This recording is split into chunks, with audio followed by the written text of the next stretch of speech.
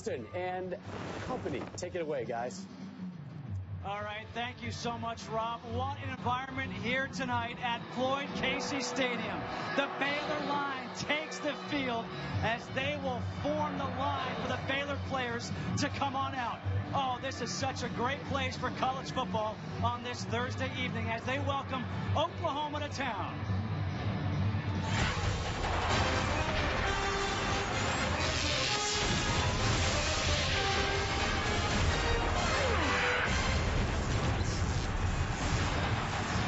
Welcome to sold-out Floyd Casey Stadium. They're expecting a record crowd here tonight, and why not? Number 10 Oklahoma is here to take on number 6 Baylor.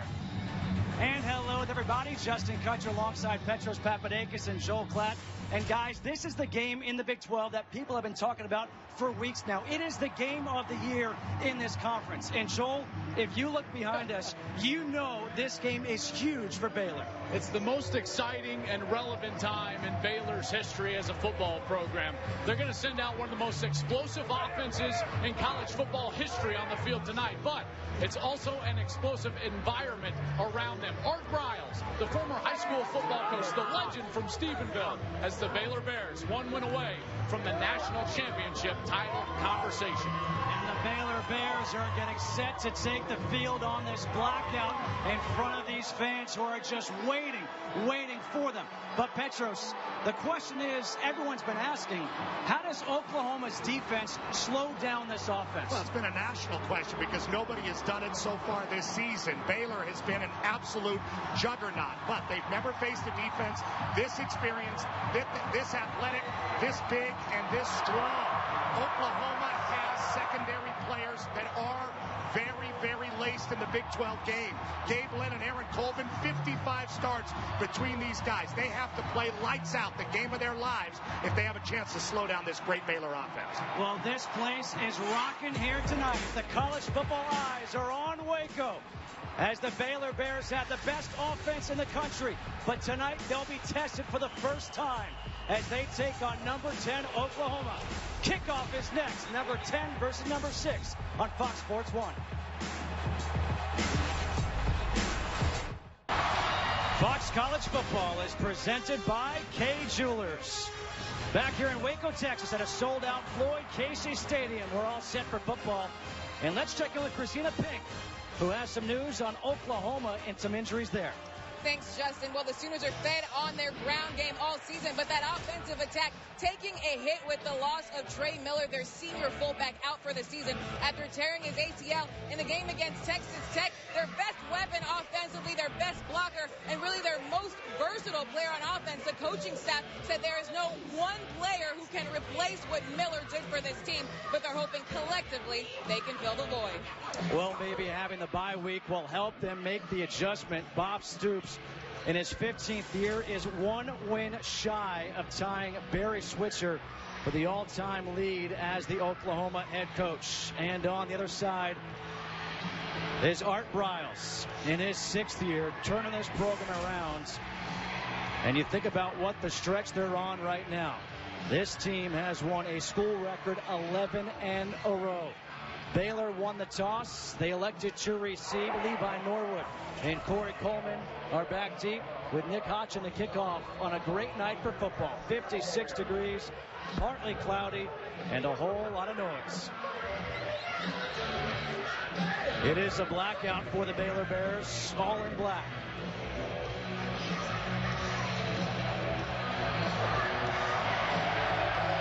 And we're all set for football. Hodgson kicking it off. Coleman taking it from the end zone. Coleman. He gets up to the 30-yard line. A good return to open up this game for Baylor. And let's look at the impact players on this side of the ball. Tevin Reese, he's a sprinter. He looks like a track star. He goes all the way down the field. He's one of the best wide receivers in the country. Lake Seastrunk, we already talked about him in the open. Big, strong running back. He'll carry the mail for Baylor. Dominic Alexander is the one that has to step in for Corey Nelson, the injured linebacker for Oklahoma. He's one to watch in this game. And then the All-American candidate, Aaron Colvin, a a sensational player in the back end. He's a guy Bryce Petty will be looking at all night long. And with this great offense, Bryce Petty putting up video game type numbers, almost 2,500 passing yards, 18 touchdowns to 1 interception. On first down, they hand off to Lake Seastrunk. And Seastrunk will get a couple of yards. Setting up 2nd and 8, Eric Stryker with a tackle. Now, this is something I think everybody in this stadium has been anticipating. This is the best defense Baylor has faced all year. Will they be able to do what they've done to other teams to the Sooners? They're hoping Lake Seastrunk can keep that average of 9 yards a carry up. On 2nd down and 8. Petty taking a shot deep, and that is incomplete. Looking for Tevin Reese. Art Briles was down the sideline. He wanted a flag. Julian Wilson, the nickelback, was on the coverage. They try a little pick route, trying to get him on the wheel. Art Briles very upset. I thought a good non-call just because it was incidental contact before the pass was thrown. 3rd down and 8. Oklahoma, they talked about some of the keys. Getting off the field on 3rd down.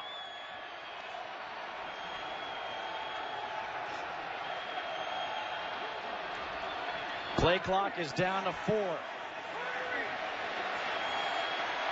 Petty just gets it off. On 3rd and 8, his pass is incomplete. There is a flag, though, on the far side of the field.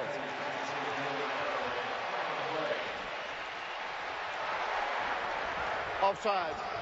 Defense, number 91. Lined up in the neutral zone. 5-yard penalty, 3rd down. Charles Tapper, number 91, a sophomore from Baltimore.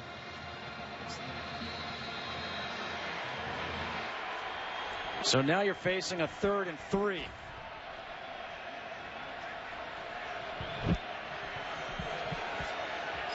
I know it may be early, but this could be one of those moments that Oklahoma looks back to. It's kept by Petty up the middle, and Petty is very close. Bryce Petty, big, strong quarterback, not run the ball a lot this year. He went and got that 1st down, and I would expect to see almost everything both these offensive coordinators have in their repertoire tonight. That's the magnitude of this football game. Already Mike Stoops showing his hand, running a lot of man coverage early. On 1st down, Petty stays up, able to get rid of it. The pressure applied by the freshman Dominique Alexander.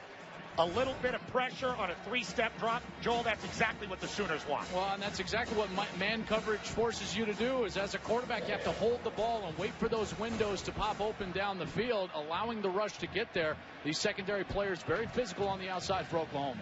Hand off to Seastrunk. Lake Seastrunk brings a couple of would-be tacklers up to the 44-yard line, picks up 5. Frank Shannon with the tackle. 3rd and 5 coming up here for Baylor. Feels like these people are sitting on their hands waiting for this offense to explode like they have all year. Nervous crowd, there's no doubt. On 3rd and 5, Petty gets hit and he goes down. Sacked by Quentin Hayes. Quentin Hayes is going to come from his safety position all the way back deep, and he's going to blitz on a delayed blitz and get to Bryce Petty. Great coverage on the outside. A terrific job of the delayed blitzer, Quentin Hayes, of making sure he had that opening to get to Petty before he fired that blitz. He kind of picked out that lane like a running back to get to Petty. Wonderful play call by Mike Stoops to get Oklahoma off the field. Spencer Roth to punt. Jalen Saunders is back deep, standing at his own 25. Fair catch called for, and it's made at the 22-yard line. Oklahoma's defense does the job. Can Blake Bell do the job for the Sooners? He'll take the field in a scoreless game when we come back.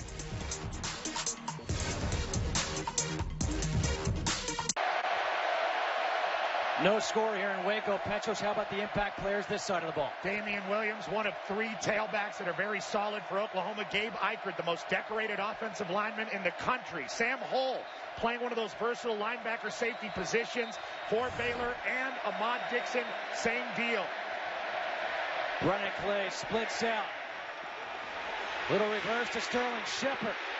And Shepard is met there right away by Chris McAllister. A loss of 3. Got to watch the ball handling by Bell. He fakes the pass out, then just the pitch on the end around. But excellent defense, reading their keys and staying home even early, not letting the emotion of the moment get too much of them. Chris McAllister, an excellent defensive play. A loss of 3 on the play. 2nd down and 13 coming up.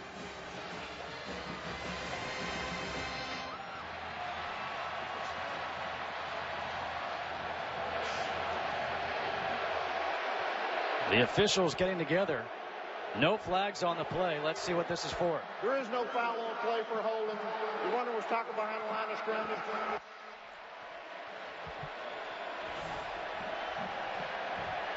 Blake Bell, 1,300 yards throwing the football. Only 3 interceptions. The one thing that they need him to do tonight, though, run the football. Very successful a year ago. Over 70 yards running the ball against Baylor. He has improved dramatically in the month of October as a passer. 2nd and 13. Bell swings it out wide, completes the pass to Jalen Saunders. And Saunders gets hit right away by Sam Hall. A 4-yard pickup, so 3rd and long coming up. You know, Joel, it's an interesting start. Oklahoma really trying to get out to the perimeter. You would think that they would attack the middle of that Baylor defense because they are the superior physical football team. Yeah, the one team that had a lot of success running the ball was Kansas State, and it's because they attacked them physically right in the middle of that defense. So I am a little bit perplexed why they came out to the outside early in this ball game. 3rd and 9. The Baylor defense forced a 3 and out. Bell, pressure, gets rid of it. The throw is low, incomplete. Clay could not hang on. Well, Baylor's going to sell out. They're blitzing. Here comes off the left. They're going to be blitzing, and on a screen pass is the worst possible situation to be in as a quarterback when your linemen get caught up in that wash, and you're just having to backpedal back to your own end zone trying to get the ball to your running back. Blake Bell tries to get it up on the chest of Clay, but can't do it. He might have been better just to throw it at his feet. Make sure it's incomplete because that play was going nowhere. Oklahoma's defense does its job, its first turn. Now Baylor's defense does its job. Jed Barnett on to punt. Norwood lets it bounce. And this will be down inside the 35. Baylor's offense, everybody knows about them. Over 60 points per game, over 718 yards per game. They will have their second try on the field when we come back.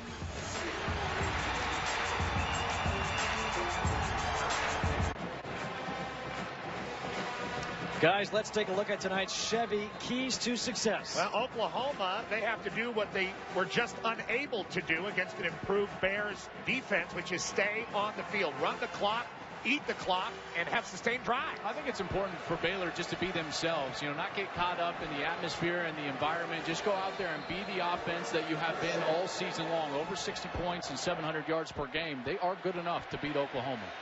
Seastrunk in the backfield. Bryce Petty in the shotgun.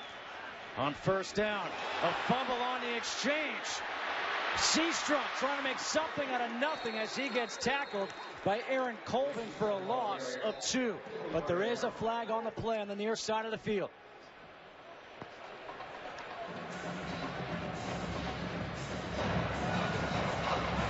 Offside. Defense, number 91, lined up in the neutral zone. 5-yard penalty, first down. It's Charles Tapper, number 91, right there, the right end. It was just lined up in the neutral zone, and that's the second time Oklahoma's had that on 2 Baylor possessions, and it almost is 3 because they've been really with a credit card alignment on the football so far tonight. Twice now on Charles Tapper, both times on number 91. Glasgow Martin at tailback. They hand off to him up the middle. And Martin gets tackled by Tapper, and Dominique Alexander picks up 3, so 2nd and 2 coming up. This is what Baylor is doing offensively. Just an unbelievable start to this season. 7-0 for the first time in school history, trying to get to 8-0. It's Glasgow Martin on the carry. He's got the first down. Glasgow Martin is a downhill thumping running back, 23 career touchdowns. Nice little changeup from Lake Seastrunk, who's a little more explosive. On first down, Petty. He'll take the shot. That is incomplete. Antoine Goodley was the closest receiver. Tevin Reese was down the sideline. And Reese was open. He was wide open. They did the same pick route that they tried on the very first snap of the game. And Reese was open by about 5 yards. Bryce Petty missed him. Remember, this is the first year starting for Bryce Petty. This is the first big environment that he's played in as a starting quarterback in college. Second down and 10 here for Baylor.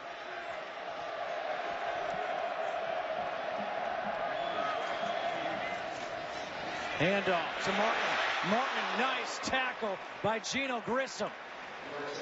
A 4-yard run by Martin. They talked about the open field tackling going to be key for the Sooners. Well, if there's no tackle here by Gino Grissom, that play goes a lot longer, and that is basically the key for Oklahoma all night. Baylor's offense creates space. You have to tackle in space and make them earn it. 3rd and 6. Lake Seastrunk is back in at tailback. Petty with time to the far sideline up top. Caught. Clay Fuller.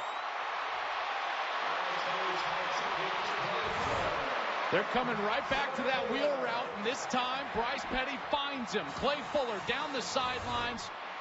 Quentin Hayes trying to cover up on that. That was just a well-thrown ball, perfectly on the outside. A 28-yard completion. Little miscommunication on that exchange right there with Petty and Seastrunk. It was kept by Petty, who gets tackled by Shannon.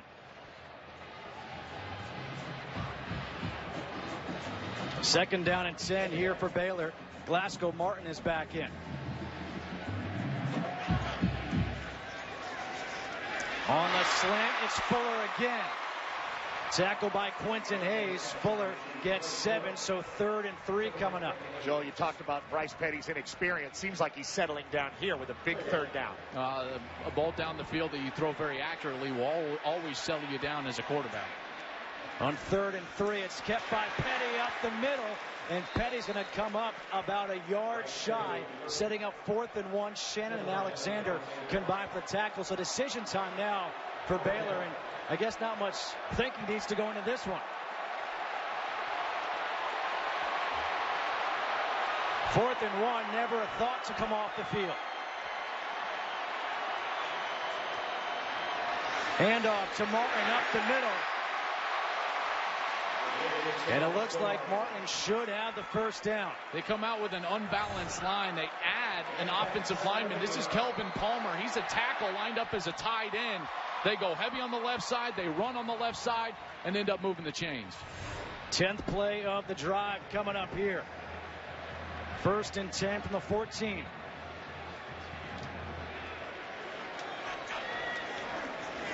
Handoff, Martin up the middle. Gets brought down by Charles Tapper. Picks up 4. That's part of the space that this Bears offense creates. They have trips to the bottom, wide. I mean, just wide splits, and then they run the ball the opposite way. 2nd and 6. This time it was read by the defense. Frank Shannon came up and hit Martin hard. That was the same play. A loss of 2 on that play. 3rd and 8 coming up. Lake Seastrunk will come back in at tailback, replacing Glasgow Martin. What do you do here on 3rd and 8? What's your play call, Joel? Got to throw the ball. They've been running pick routes all night long. Clay Fuller has been a target for them all drive long. He's on the inside in the slot. And now a timeout taken here by Oklahoma. With 7:18 to go here in this first quarter. An unusual drive here by Baylor. 11 plays, 4 minutes. We're not used to seeing this from the Baylor Bears. They usually score in 2 minutes or less. Well, Big East basketball is coming to Fox Sports beginning tomorrow as Boston College takes on Bryce Cotton and the Providence Friars in the season opener for both teams. Coverage begins at 6 p.m. Eastern with Gus Johnson and Bill Raftery on the call on your new home for Big East basketball, Fox Sports 1. A great weekend of college sports here on Fox Sports 1, kicking off tonight with this matchup. Then you got the college basketball tomorrow, and of course more college football games on Saturday. 3rd and 8, though, here for the Baylor Bears, trying to strike first in this top 10 matchup.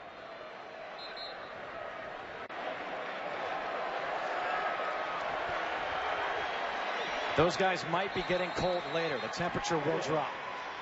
3rd and 8.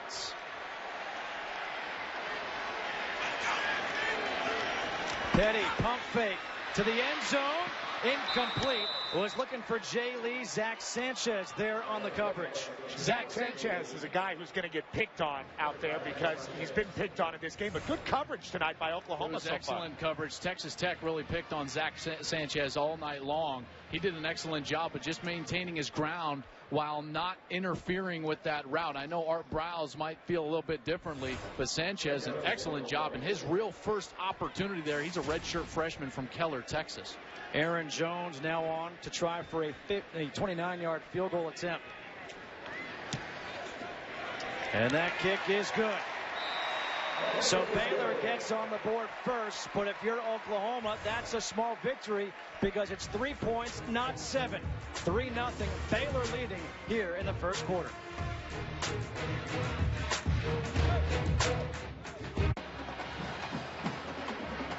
$3-0 Baylor leading Oklahoma here in the first quarter. An unusual drive. 13 plays, 55 yards, and only 3 points. That's what the Sooners want. They want the Bears to have to go out there and earn it offensively, and earn it they did. Those 3 points at least here in the first quarter. Now it's up to the Sooner offense to give that defense a rest, hold the ball, take some air out of it. But the most critical part, the 3 points. You know, it wasn't 4 minutes and then a touchdown. 4 minutes and then forcing them to kick a field goal. Excellent job by Oklahoma. Mike Stoops is going to be ecstatic with his defense after the last series. Aaron Jones to kick off for Baylor. A high, short kick. Brennan Clay takes from 21. Clay trying to get to the outside. And Clay will be brought down as he crosses the 35 up to 37. A 16-yard return. Orion Stewart with a tackle. Well, this series history, it has basically been all Oklahoma. One loss. The only loss was a couple years ago here in Waco when RG3 really made his case for the Heisman Trophy. That's probably the moment that Baylor football turned around. That is why the gravity of this game for Baylor, with a team like the Mystique of Oklahoma coming here, is so heavy. Yeah, and because it's on the line for Baylor now as well. They're not just a team trying to fight to get bowl eligible like they have been in the past. This is a team with true national championship hopes on the line here tonight against the perennial Big 12 power. On first down, it's kept by Bell. It's Trevor Knight who's actually in. Trevor Knight, his first snap of the night. And he picks up 9. The starter to begin the season, Trevor Knight, got pulled after a couple of games, got banged up. Blake Bell came in, had a historic debut against Tulsa with 400-plus yards passing, the most in the debut of any Sooner of all time. But now Knight getting a chance, obviously, to showcase his legs in the run game. Second down and 1. Damian Williams in the backfield. He splits out.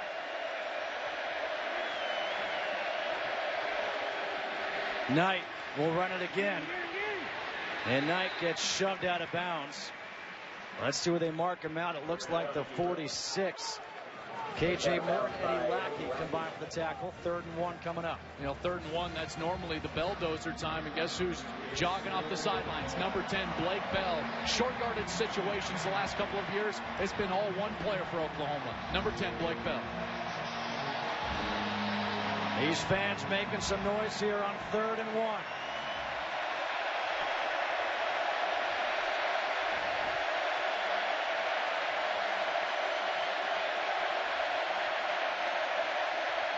Bell will run it. And Bell gets taken down for a loss. Ahmad Dixon.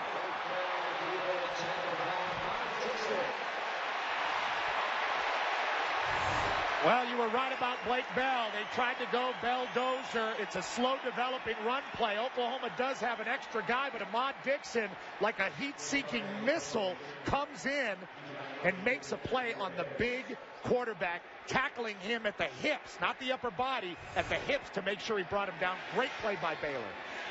Jed Barnett on to punt. The second 3-and-out forced by Baylor's defense.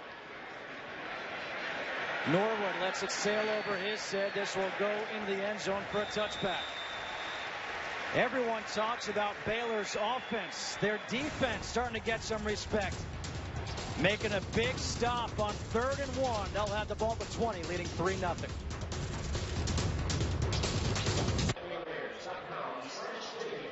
An uncharacteristic start here for Baylor, leading 3-0 with 5:09 to go, but really no big plays from the Bears yet. No, they've run 18 plays. Only one has gained more than 7 yards. That was a 28-yard catch for Fuller. They're averaging 9 yards per play, more than 9 yards per play. So Oklahoma so far, like you said, Joel, doing a great job defensively, recognizing what the Bears want to do. But their offense with the 3 and outs is hurting them. That man coverage on the outside. Oklahoma's one of the few teams that can match up athletically on the outside with Baylor. That's a big reason why their defense has been able to have success so far in this game. Lake Seastrunk on 1st down gets the handoff, tries to cut it back. Seastrunk picks up a few yards, setting up 2nd down. Let's check back in with Christina Pink. Well, speaking of the running game, Glasgow Martin is back in the Bears locker room, a little banged up there, taking a look at his right knee. Left the game, the training staff taking a look at Martin's right knee. Justin? All right, thanks for Christina. Offense, number 77, 5-yard penalty, 2nd down. False start against Kelvin Palmer. Exactly what you need if you're Oklahoma. Now you've got room to take chances. A lot of things at Mike Stoops' disposal now. Art Briles can't be happy with the way his offense has opened up this game.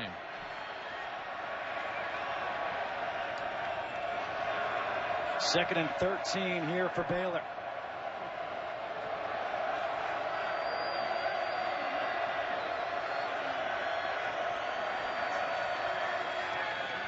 Petty down the field over the middle, and that was nearly picked off by Gabe Lynn.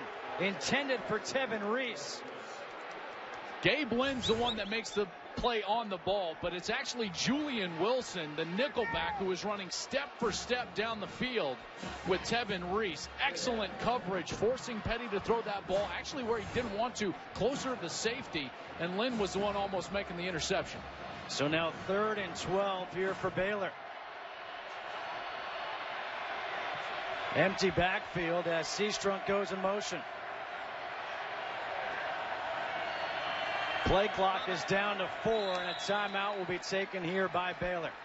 All right, it's obvious that this Baylor offense right now seems confused by Oklahoma's defense. A little bit stunned right now with the way that they've started the game. Remember, when you're used to touching the field and averaging 9 yards per play, this kind of thing can be confidence hurting, especially when you're playing at home. So Baylor's got to overcome the adversity that Oklahoma's defense has thrown at them, and this is a big 3rd down opportunity, which is why I believe they called the timeout. The whole offense for Baylor is predicated on space. That's why they take such wide splits with their wide receivers. They're banking on the fact that you're going to play zone coverage because they have better athletes than you. The problem is Oklahoma, excellent in the secondary. Very good players out there like Aaron Colvin, and they can match up man-to-man, which keeps the run integrity of the defense in the middle of the field. One of the keys to the game, Joel was talking about it, is be yourself. Well, it's hard to be yourself against guys like Gabe Lynn, who are the best players that Baylor has faced this year. So far, this Oklahoma secondary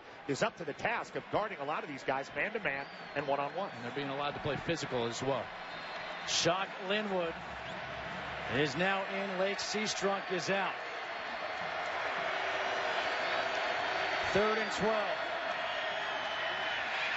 Petty forced out of the pocket.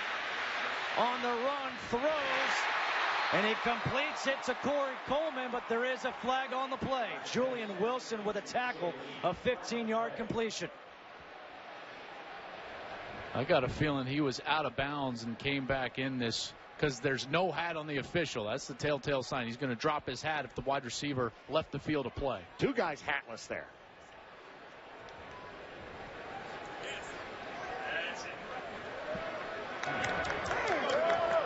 Illegal touching. Offense number 1. The receiver went out of bounds on his own and was the first to touch. Lost it down at the previous spot. 4th down. You were talking about them allowing Oklahoma to play physical with Baylor. That's nice and physical on the edge. And Corey Coleman against Julian Wilson goes out of bounds. and he wasn't forced out of bounds either. Basically on his own volition. The hat comes off. Illegal touching, and Oklahoma again now gets off the field. Very quality first quarter for this Oklahoma defense. Maybe a little elbow there. Maybe a little chicken wing. Spencer Roth to punt from his own 4-yard line. Jalen Saunders just beyond midfield as he gets driven back. Good punt taken at the 30. Good coverage as well on special teams. Saunders is down the 29-yard line. Levi Norwood with a special teams tackle after a 53-yard punt. This Oklahoma Sooners team, preseason number 16 in the AP poll, lost in that Red River rivalry to Texas. The only loss on the season. And after 2 straight wins, they're in the top 10 here in the BCS. And here coming out for the quarterback position will be Blake Bell in his 3rd series. Really kind of just looks exactly like every other Oklahoma season under Bob Stoops. Quality. On first down. The handoff is to Williams, and Williams got crunched. Eddie Lackey. Also Ahmad Dixon, number 6. Watch this flow. No lineman for Oklahoma on the 2nd level. That means those defensive tackles doing a heck of a job. Blackshear, Musumbuku, these guys up there taking up 2 gaps, taking up 2 players, allowing their fast linebackers to flow over the top.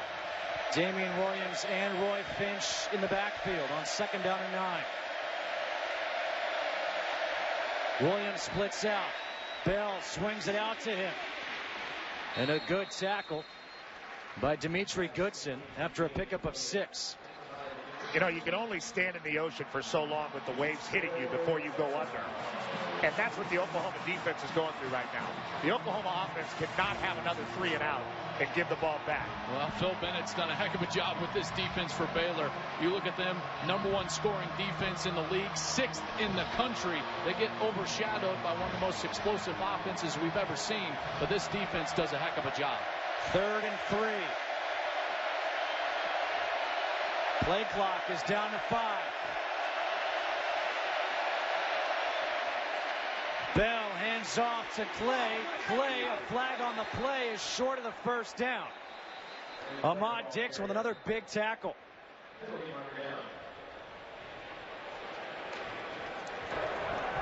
Personal foul. Hands to the face. Defense number 2. 15-yard penalty. Automatic. First down. Sean Oakman, number 2. He's the guy that's going to get called for this, working against the left tackle, Tyrus Thompson, number 71. See, the hand gets up there, the helmet gets knocked off, and a critical mistake for Baylor, moving the chains and keeping this Sooners offense on the field. The first down of the game for Oklahoma. And Sean Oakman is a big kid, 6'9", 275.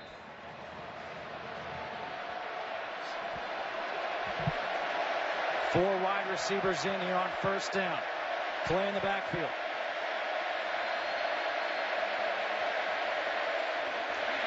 Handoff to Clay up the middle. And Clay gets a yard, tackled by Eddie Lackey, his 3rd tackle of this quarter. Not that they've had a lot of success doing it so far. Oklahoma's had almost no success offensively in this game, save that penalty that kept them on the field. But I like the way they're continuing to pound the ball, at least on this series, between the tackles. I think that's where Baylor is the weakest, and that's where Oklahoma can make the most hay, at least here in the first half. 2nd down and 9.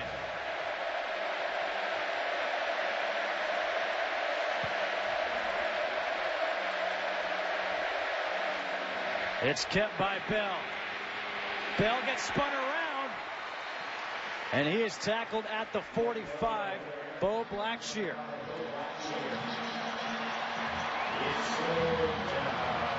3rd and 7. And an obvious down situation. Bell from the pocket has to make a throw here. 11 plays have been run by Oklahoma. 21 total yards.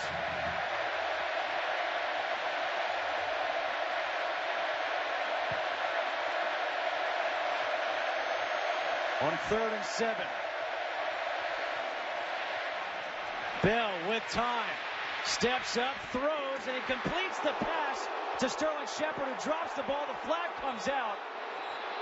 And this is not going to be pretty. K.J. Morton with the hit, and Shepard is down. Obviously, you're going to get a targeting penalty here.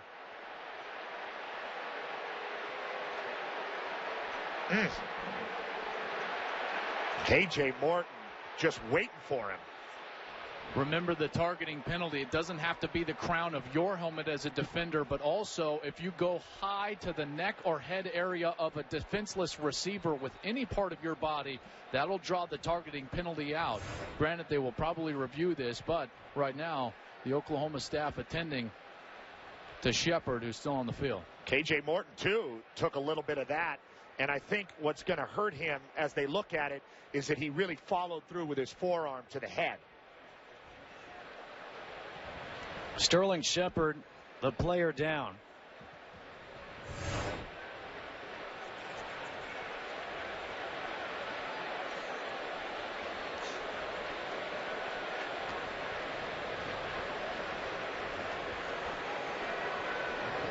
Shepard, a sophomore out of Oklahoma City.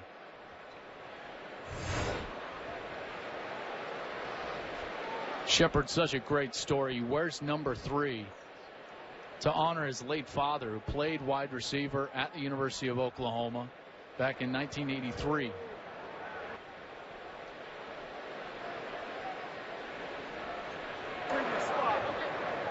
The result of the play was an incomplete pass. Personal foul, targeting, defense, number 8. That's a 15-yard penalty from the previous spot. Automatic first down. Number 8 is disqualified. After the play, personal foul, unnecessary roughness, defense number 6. That penalty being enforced half the distance. Also after the play, unsportsmanlike conduct, number 6 defense, taking his helmet off. That's half the distance to the goal. Automatic first down. Ron Dixon with 2 penalties against him. The targeting, of course, on K.J. Morton. Here it is again.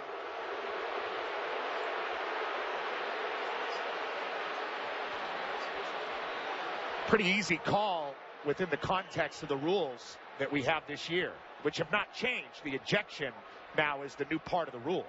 6 is Ahmad Dixon. He's the one that gathered the 2 dead ball penalties after the targeting penalty, going to move Oklahoma all the way down inside the 15-yard line.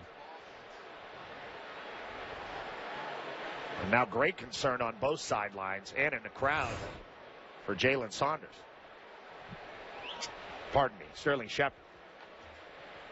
They had brought the golf cart out for Sterling Shepard. As Joel was saying, just such a good story and a good kid.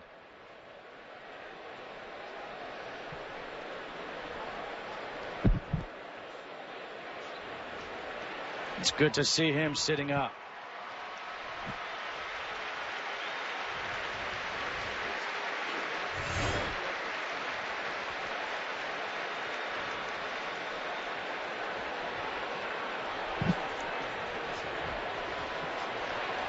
That's the first time I've seen targeting this year where it hasn't been the helmet to the helmet.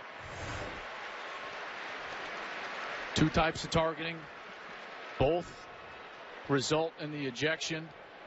K.J. Morton, the senior from Warner Robins, Georgia.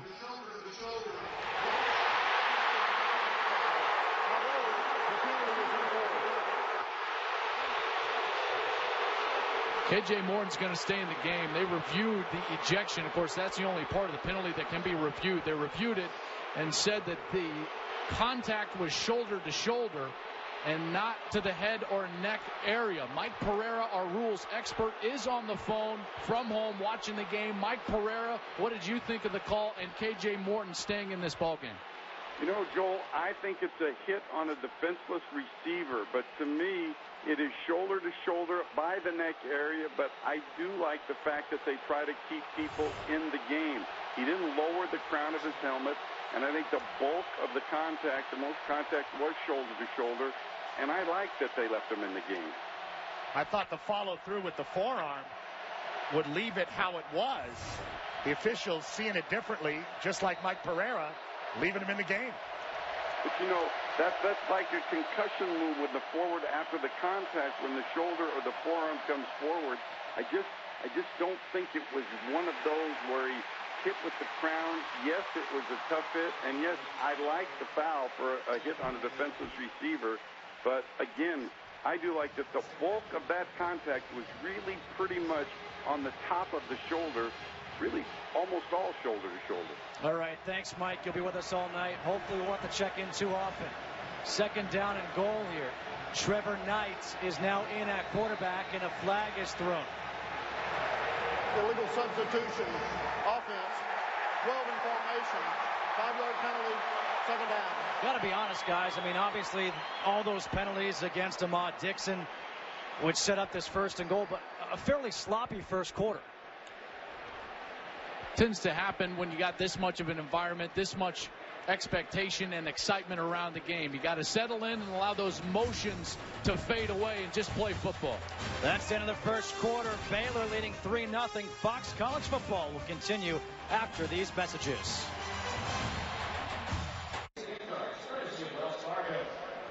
Phil Bennett's defense has done the job so far, but now he's facing second and goal against Oklahoma.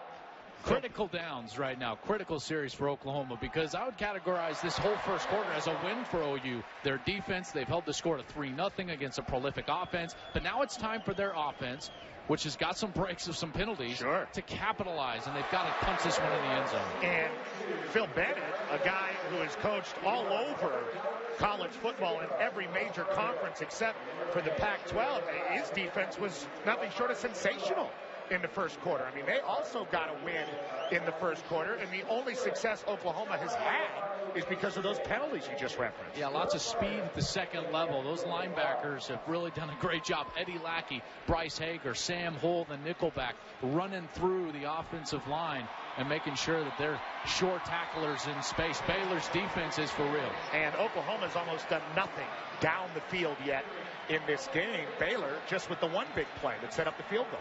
And by the way, when we saw that illegal substitution, that was after the quarter had expired, so there was no penalty. So it's second and goal from the 7 with Trevor Knight in at quarterback. Brennan Clay at the tailback.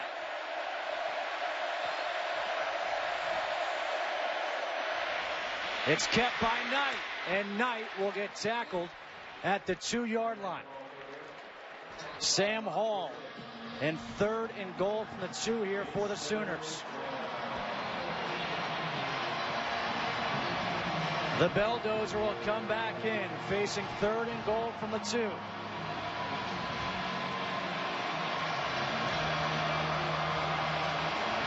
Damian Williams in at tailback.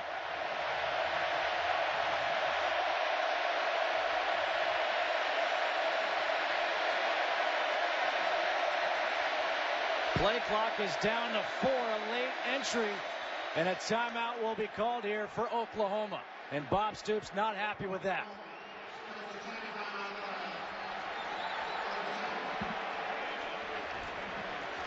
Time for tonight's Lincoln stat comparison from the first quarter. Those penalty yards were huge for Baylor. The offense for Oklahoma not getting it done, obviously. 20 total yards. Baylor's offense, slow going. Defenses, both sides, wins in the first quarter. Both sides playing excellent in space, and especially the ability to tackle. You know, that substitution problem that caused Oklahoma to call a timeout might have something to do with the platooning quarterbacks, you know? And also, let's reset, and Trey Millard is not here. He's their best player offensively, and he's the reason that they never have to substitute. He's the reason that they can get into any formation that they want, because he was a fullback. Now his knee is torn up, and they're having to run more guys on the field. He's the guy on your right, obviously. And they're getting caught in those substitution areas. Extra offensive lineman is in. Casatani. Third and goal for the 2.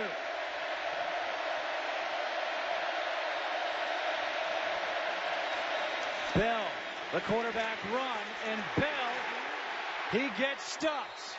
Ahmad Dixon. They're going to have to go for it. You cannot settle for field goals at this point. They're going to go quickly. 4th and goal from the 1. Bell again gets stopped. What a job by the defense.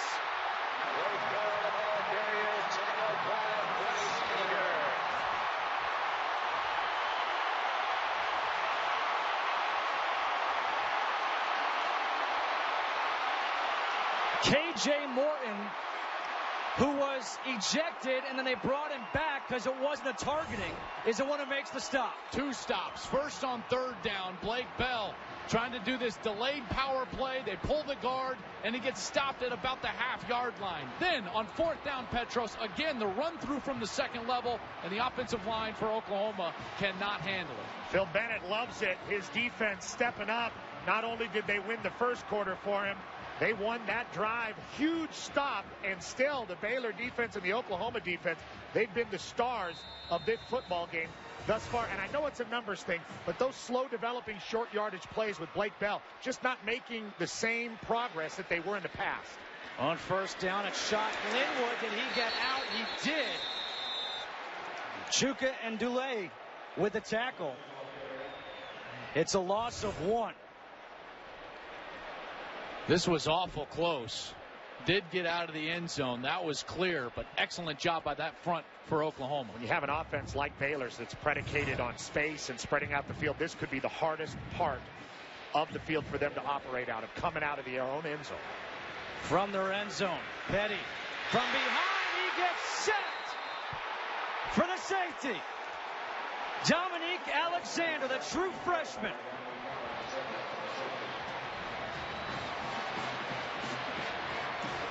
Too slow. Max protection. 2 wide receivers in the route. They're trying to run a big crossing route with a wheel route down the sidelines, and you just can't do that from your own end zone. The protection will never hold up, and it didn't for Bryce Petty, sacked in his own end zone. It's what we talked about coming in. It's all about the defense.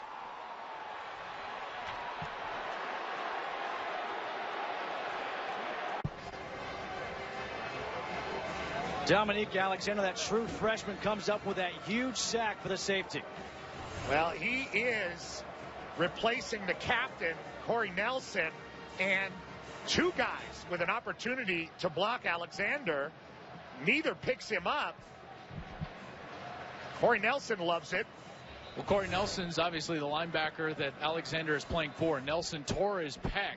He's out for the year, a senior from Dallas. Dominique Alexander, a true freshman who they really like, but now forced to play because of that injury.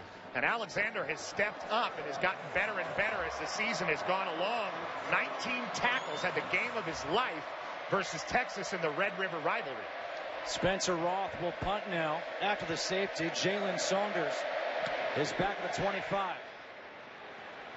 Saunders from the 34. Saunders has a hole down the sideline. Saunders finally gets taken down inside the 15.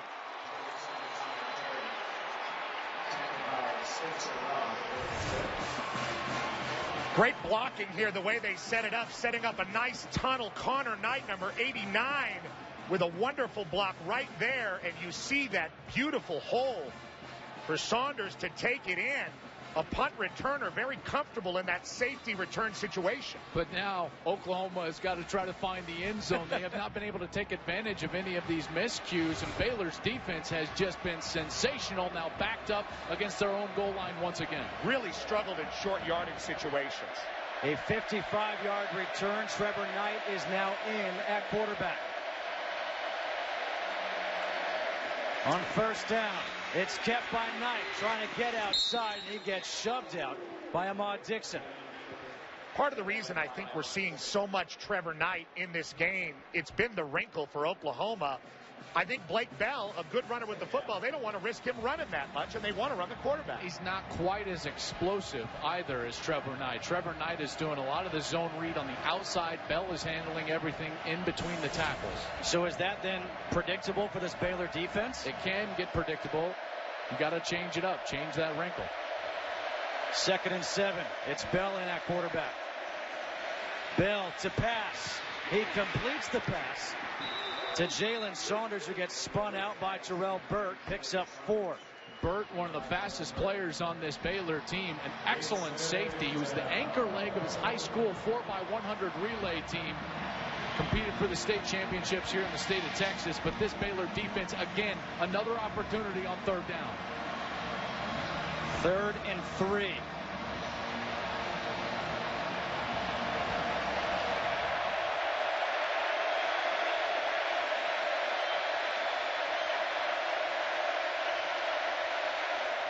Bell to pass, and that is incomplete. Was looking for Saunders. Burt was there on the coverage.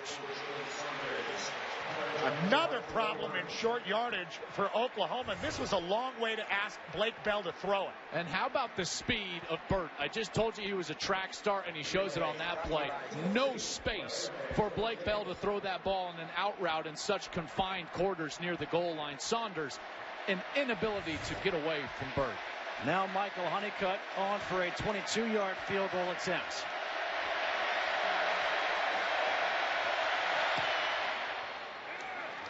That is good, and with that, Oklahoma has the lead here in this one, 5-3. It was all set up on a 55-yard return by Jalen Saunders. 5-3, Oklahoma on top of Baylor. Weird score. The offense for Oklahoma has not been able to do anything, yet they lead here by 2 points, 5-3. No first downs by rush or pass for the Sooners, and they wanted to control the ball in this game, and that's on their first 4 drives. All 4 of their first downs have come from penalties. Not the start that I think anybody had anticipated for this game. Nick Hodgson will kick off for Oklahoma.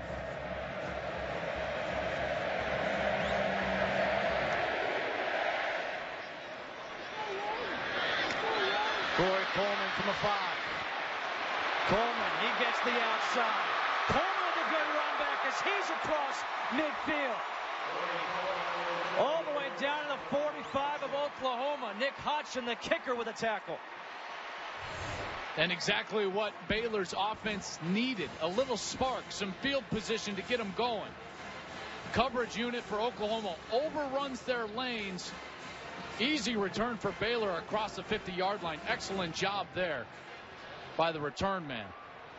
We saw a 55-yard return by Saunders, and now we get a 50-yard return. And it's 1st and 10 from the 45 of Oklahoma with Seastrunk in at tailback. Kept by Petty. And Petty gets tackled by the shoe by Frank Shannon after he picks up 3. I feel like both offenses thought they would catch the defense off guard by running the quarterback more in this game. 2nd down and 7. Petty, the quick pass is complete to Goodley. He was down, the tackle by Aaron Colvin, and that's a good tackle. A 4-yard pickup, 3rd and short coming up.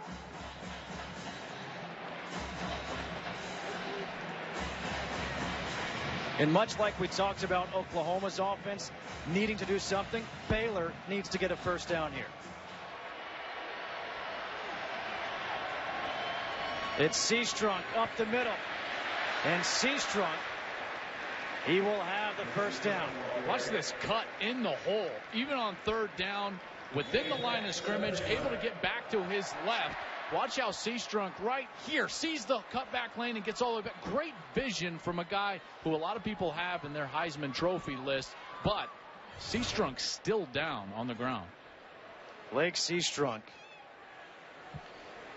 He's writhing in pain. The star running back for this Baylor team, the transfer from Oregon.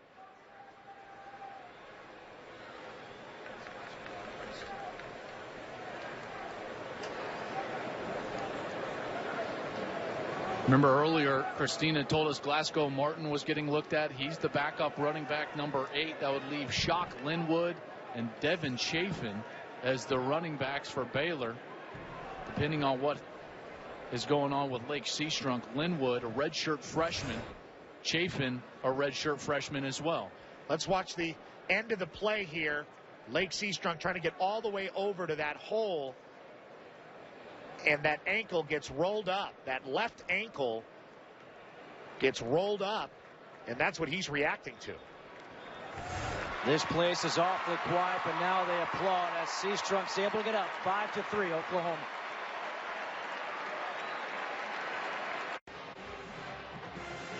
Lake Seastrunk trying to get loose on the sidelines. Go back to the play that he had to come out of the ball game. He's going to get in there and make the cut. Got the first down, but watch his right leg when he makes the cut. He's actually going to give right here, right there. Watch his right leg. He's going to leave it back there.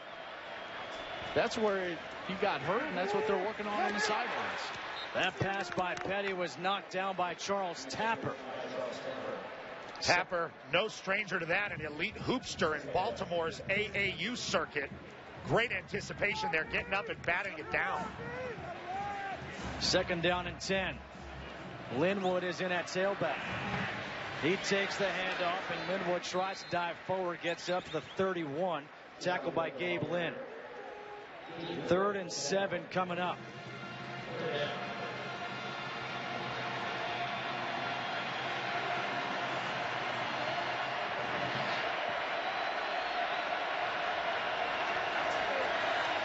Petty stepping up, pressured, and Petty goes down again. Eric Stryker with a sack. A loss of 5. Check out Stryker all the way on this side, and he's just going to come all the way around and loop around. Watch this hustle. This is what a motor is all about. Comes all the way. Now he's going to get to the quarterback. Great job by Stryker. He did it on Spencer Drango, a freshman All-American from last year. And that's the speed and athleticism of Oklahoma that, frankly, Baylor's not seen yet this year. Aaron Jones on for a 52-yard field goal attempt. That would be a new long. And the kick, that is no good. Another defensive stand by Bob Stoops in Oklahoma.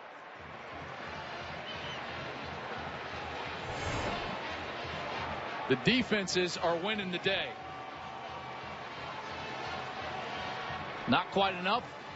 Wide left. Oklahoma ball.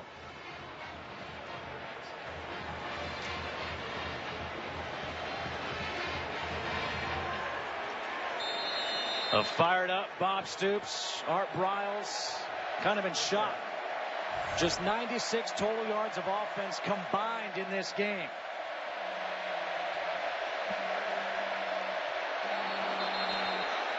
And we have more flags. False start. False start. Offense number 79. 5-yard penalty. First down. That's Darrell Williams, number 79. Redshirt junior from Lake Dallas. He started all the games this season, 8 of them at right tackle. Just got started a little bit too quickly. And against this defense, this is not a defense you want to start at 1st and 15. They've been too dominant and too fast. Any kind of penalty, even the 5-yard variety, a big problem for both offenses with the way they perform. Roy Finch is in at tailback. He's that jitterbug type for Oklahoma. Play clock is down to 2. Bell did not get it off in time. Unbelievable. Prior to the snap, delay of game. Offense. 5-yard penalty. First down. That's one of the hard parts of being in the shotgun on every snap is as a quarterback, you can't control the actual snap of the football with your cadence. You're relying on your center who oftentimes cannot see the play clock. We've had almost as many penalty yards as total yards in this game so far. On 1st and 20. The handoff is to Finch. Got tackled immediately by Eddie Lackey, his 5th tackle of the game. We've had a couple of injuries already. For more on those, let's check back in with Christina Pink. Justin, a couple of updates on the injured guy. Seastrunk is okay. Came off the field holding his groin, but ran up and down the field, tried to keep it loose and get it stretched out. Should be back on the next series. As for the Sooners, Sterling Shepard had his head and neck checked out on the sideline. Looked like they administered a concussion test. They did take his helmet, so it's unlikely he'll return. All right, thanks, Christina. Second down and 19 here for Oklahoma. Bell to pass, and Bell's pass is complete to Jalen Saunders. Saunders all the way up to the 46 of Baylor, a 28-yard completion. This is the difference in Blake Bell in the last month, Joel. Yeah, and the corner is down. That's an easy read for the quarterback, and Blake Bell does an excellent job of getting it outside to that far corner route. What an excellent route there by Jalen Saunders, getting behind the defense, but Blake Bell with his best ball by far of the day. 28 yards on that play. They had 33 total yards the previous 19 plays. Play action. Bell overthrows his open receiver, but a flag comes in. That's going to go against Dimitri Goodson. Over aggressiveness from the Bear defense. They've been great all night, but they've hurt themselves with penalties. I just don't understand that. After the play, personal foul. Unnecessary roughness, defense, number 3. 15-yard penalty, automatic first down. Goodson left his feet. There's just no reason. The ball clearly not in play. Well over the head of Jalen Saunders. He's looking back 2 steps, then hitting him. He's in a defenseless position. Just an ill-advised play from Baylor. Another first down given to Oklahoma because of a Baylor penalty. Brennan Clay in at tailback. Don't adjust your screen. The score is right, 5-3. Bell pressured. Gets rid of it over the middle. Incomplete. Was looking again to Saunders. The pressure applied by Eddie Lackey. Phil Bennett told us yesterday that his defense wanted to match the physicality of the Oklahoma offense. And so far in this game, you have to say they've done absolutely that. But over-aggressiveness has hurt them, like we talked about with penalties. But, man, did Blake Bell take a hit there. Yeah, Blackshear is the one that forced him to step up, number 95. And then number 5, Eddie Lackey, came up, and he really laid the wood on Blake Bell. Second down and 10.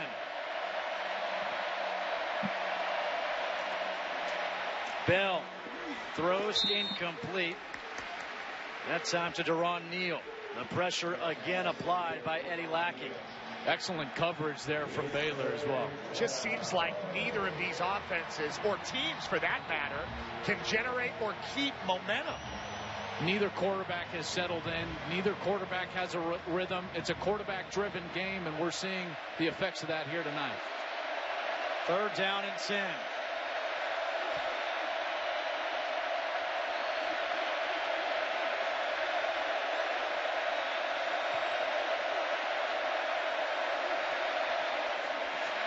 Bell going to the end zone, incomplete.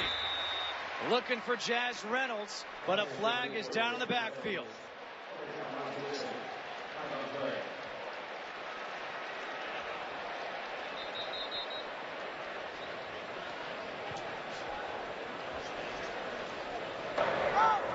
Holding. Offense, number 71. That penalty's declined. Fourth down.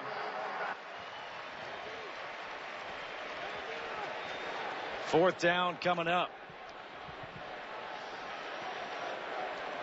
I don't know why they didn't take the penalty there. Yeah. That would have forced them into a much longer field goal opportunity. Granted, it would have still been third down, but now forcing Honeycutt to kick this one. Be a 48-yarder. His long on the season is 44. This is from 48.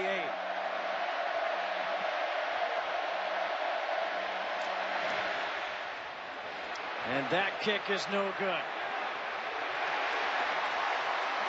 A defensive battle here in Waco.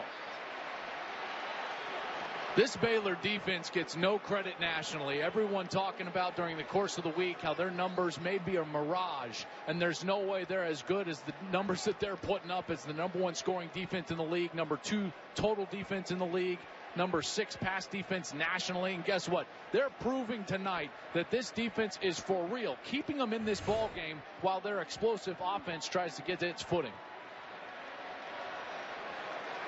Let me ask this question, because both offenses haven't done anything yet. Is it great defense or is it bad offense right now? I think you got two shocked coaches on the sidelines, and I think that's a little bit of both. Linwood in at tailback. He gets the handoff, and Linwood breaks one. Shock Linwood across midfield up to the 49 of Oklahoma, a 20-yard run. Finally, some of the space created by the Baylor offense that we've been talking about. Nice block by Cyril Richardson to spring him. Petty throws the slant and completes it to Antoine Goodley. And a flag is down in the backfield. Personal foul. Roughing the passer. Defense number 19. 15-yard penalty. Automatic. Personal. Eric Stryker's going to come from the right side of the defense, left side of the offense. He comes absolutely free, and he's going to hit Bryce Petty. Ooh, I don't know about that. That's an awful ticky-tack call from the officials on Eric Stryker. It wasn't late and it wasn't high. I have no idea why that flag was thrown. A good break for Baylor. Petty on the zone read. Petty tries to cut to the outside. And Petty is down inside the 10, tackled by Quentin Hayes. Marked down at the 7. Now Baylor is creating their own momentum. Let's see if they can follow it. This is a called run for Petty. It was blocked very well. And look how that big guy gets out to the edge and has a nose for the end zone. Handoff to Linwood. Linwood up the middle for a couple of yards. And I've been impressed with Bryce Petty's running ability in this game so far. 6'3", 230-pound junior. Really nice forward lean when he decides to tuck it. Mike Stoops, the defensive coordinator for Oklahoma, looking on. 2nd and goal from the 5. It's kept by Petty. Dives to the end zone. Touchdown!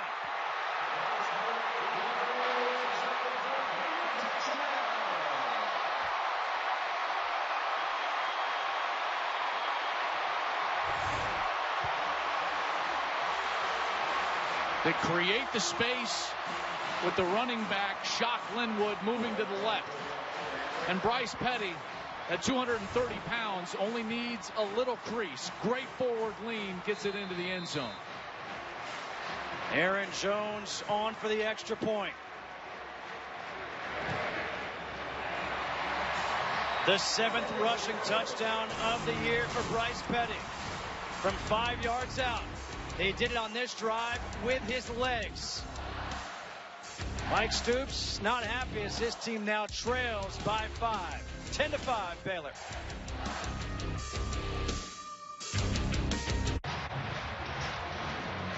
Bryce Petty with that 5-yard touchdown run. Finally got into the end zone. 5 plays, 69 yards in a minute and 14, and maybe woke up this Baylor team, at least offensively, and this crowd here at Floyd Casey Stadium.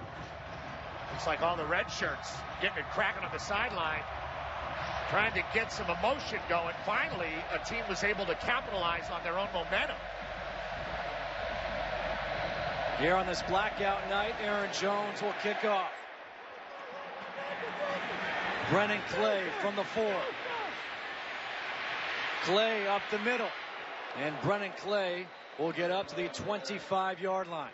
A 21-yard return. Here comes this Oklahoma offense, which has not been able to do anything. Well, it's begun because of the aggressiveness for Baylor. Baylor's linebackers has made it way too difficult for Oklahoma to run the football, and that's been very apparent. Their defensive line is covering up those offensive linemen. The double teams aren't allowed to get up to the second level. Lackey, Hager, Sam Hull, they've been tremendous. So it's time for Oklahoma, if you want to move the football, cut loose Blake Bell. You got to start throwing the football down the field. Damian Williams in the backfield.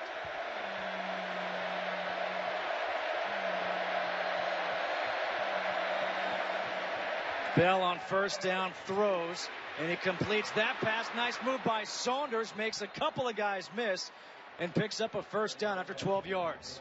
Saunders, a great job with his upper body of breaking that tackle of Burt.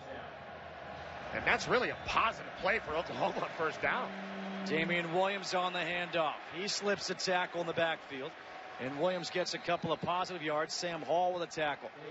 I think you agree with me, Joel, that Oklahoma's got to continue to try running inside because they're going to need that if they're going to go forward winning this game in the second half. You know, at this point, I think they've got to throw the ball in order to open up that run. It's gotten to that point where they're going to need to get the safeties out of that run box. Blake Bell's arm is going to be the ultimate for Oklahoma if they're going to try to run the football later in this game.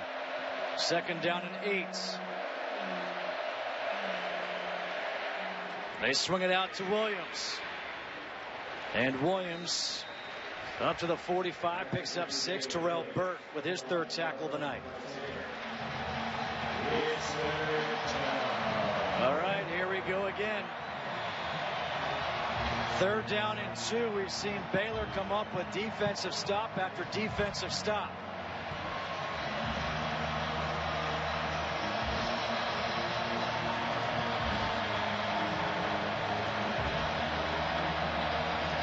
Brennan Clay is in at tailback.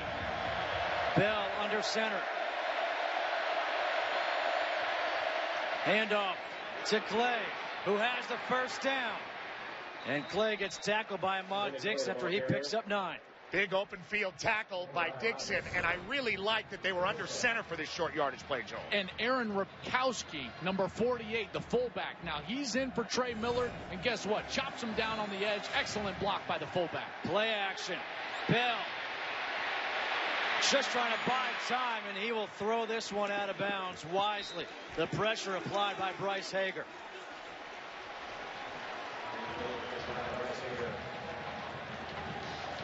Joel, you mentioned the block by Ripkowski. How much do you think the absence of Millard has affected Oklahoma in this game so far? Greatly. He's their best player on either side of the ball. Trey Millard is a surefire NFL guy. He's a hybrid type, can play H-back, fullback, split out and play in the slot. He's an excellent player, and they're missing him here tonight. 2nd down and 10. Play clock is down to 5.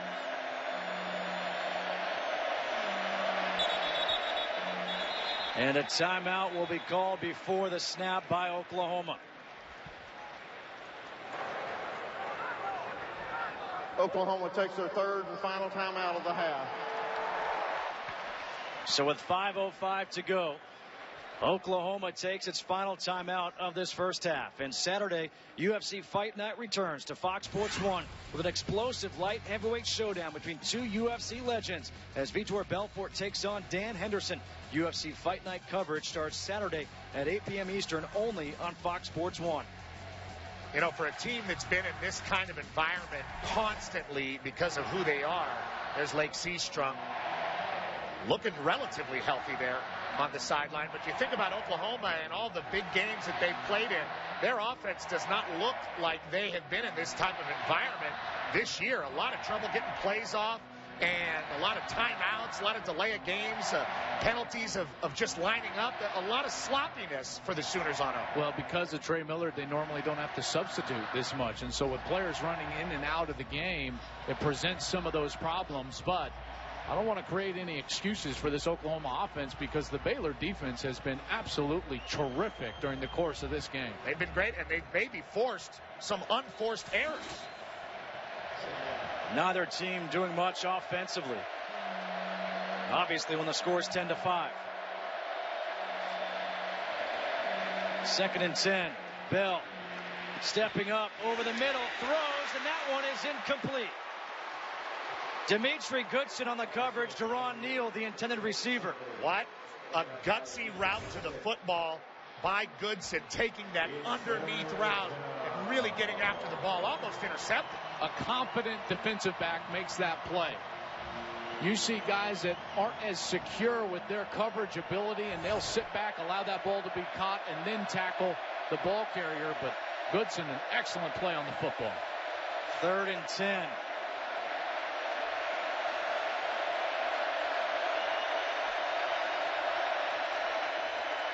Bell on the slant completes the pass to Bester. But Bester gets wrapped up by K.J. Morton, picks up 5, so 4th and 5. I love what Phil Bennett, the defensive coordinator, does there. A long yardage situation. Watch the blitz come on Blake Bell. That's going to force him to utilize his hot route and throw the ball before he wants to. short of the sticks, and then it's all about rallying up and making an open field tackle. That is trust from Phil Bennett and his secondary players that they're going to be there to make that tackle. Excellent call. Jed Barnett on to punt. Levi Norwood at his 10-yard line.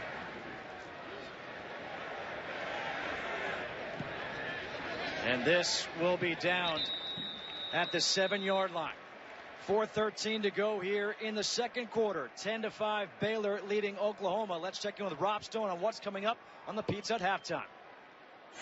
Coming up on the Pizza Hut halftime report, we had extensive plans to preview the weekend. Scratch that. It is almost entirely Baylor, Oklahoma, with a little taste of Oregon, Stanford. We'll see you at the break. This really is an amazing Thursday night in college football.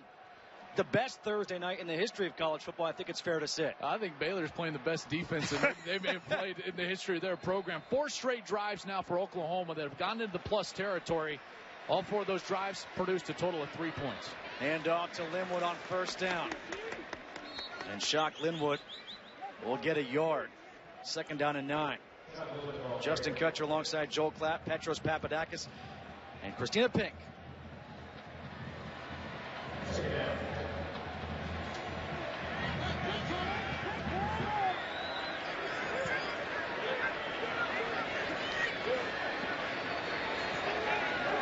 Corey Coleman in motion. Petty stepping up, taking the shot down the sideline. That's incomplete. Was looking for Antoine Goodley. Aaron Colvin step for step with him. They've not been running free, the Baylor receivers, all night. Great coverage again by the Oklahoma secondary, and that's their best player, Aaron Colvin. I've talked to a few NFL scouts about Aaron Colvin. They said this guy has great next level of potential, and it's because of what we just saw, his coverage ability down the field. Aaron Colvin, one of the best in the country. 3rd and 9. Flags, free play here for Baylor, and that one is knocked away by Quentin Hayes.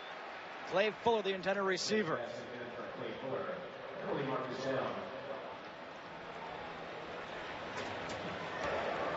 Offside.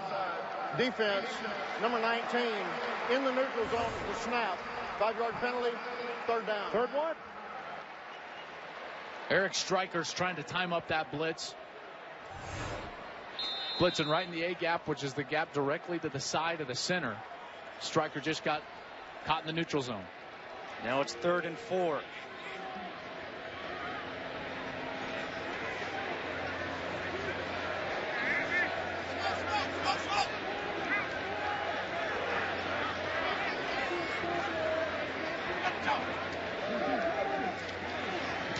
Petty's pass to Antoine Goodley is complete. That forward progress enough for the first down despite the good hit by Aaron Colvin. Another opportunity wasted for the Sooners to get off the field. Defensive penalties have been at a premium for both sides. Hand off to Linwood. And Linwood still on his feet, gets the first down. Quentin Hayes brings him down. Initially looked like Frank Shannon may have gotten him by the foot. Frank Shannon, number 20, was the one chasing him down. And Linwood stays on his feet. Excellent balance from Linwood. What a stable of backs this Baylor squad has, from Seastrunk to Martin. And now the 3rd stringer, Shock Linwood, a redshirt freshman, keeping his balance along the sidelines. What we haven't seen yet from Baylor, and granted there's no rhythm, they're not going that up-tempo that we're used to seeing.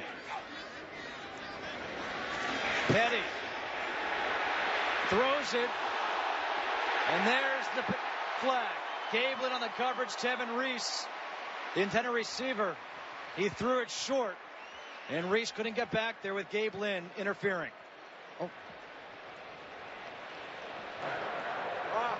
Pass interference. Defense, number 9. 15-yard penalty from the previous spot. Automatic. 1st down. Tevin Reese trying to take, as they say, the top off of this Oklahoma defense. Joel, I learned that from you. But Oklahoma's just there. Well, sometimes you're just a victim of a poor play on the other side. Bryce Petty won the flag. Well, he wants it because he severely underthrew that ball. It's actually what drew the contact from Lynn. Hand off to Linwood. He gets tackled by Gino Grissom. Picks up a yard.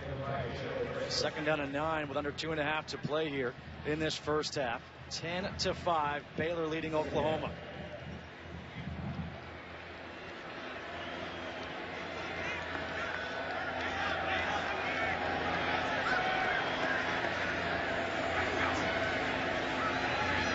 Petty, his pass, the slant, caught by Levi Norwood. And Norwood is spun down at the 14-yard line by Julian Wilson. A 39-yard completion. Missed tackles in space against a team like Baylor will absolutely haunt you right there. The Oklahoma defender right there at the point of contact as far as the catch, but can't bring him down. Kept by Petty. Petty can't slip that tackle of Dominique Alexander. Petty was going to go. That's how important those tackles in the open field are. Alexander that time hanging on for dear life to a big physical quarterback who's run the ball very well here in the second quarter, and Bryce Petty. 2nd down and 9. Just got word that Tevin Reese has left the game for Baylor. We'll check in with Christina in a moment about that.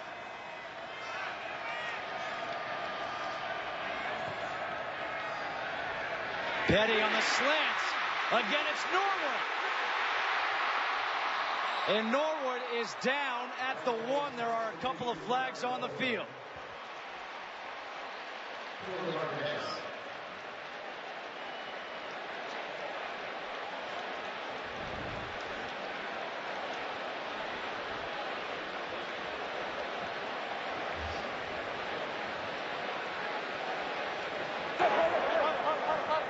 Personal foul, face mask, defense number 10, half the distance of the goal, first down.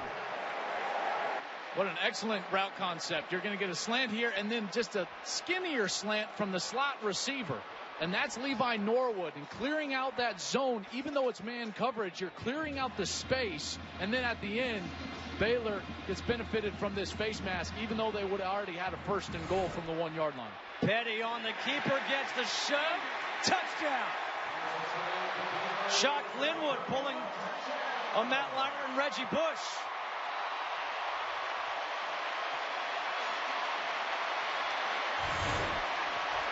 It's really one of the only opportunities to hit the quarterback of your own team is when you're a running back. You can push him in a little bit.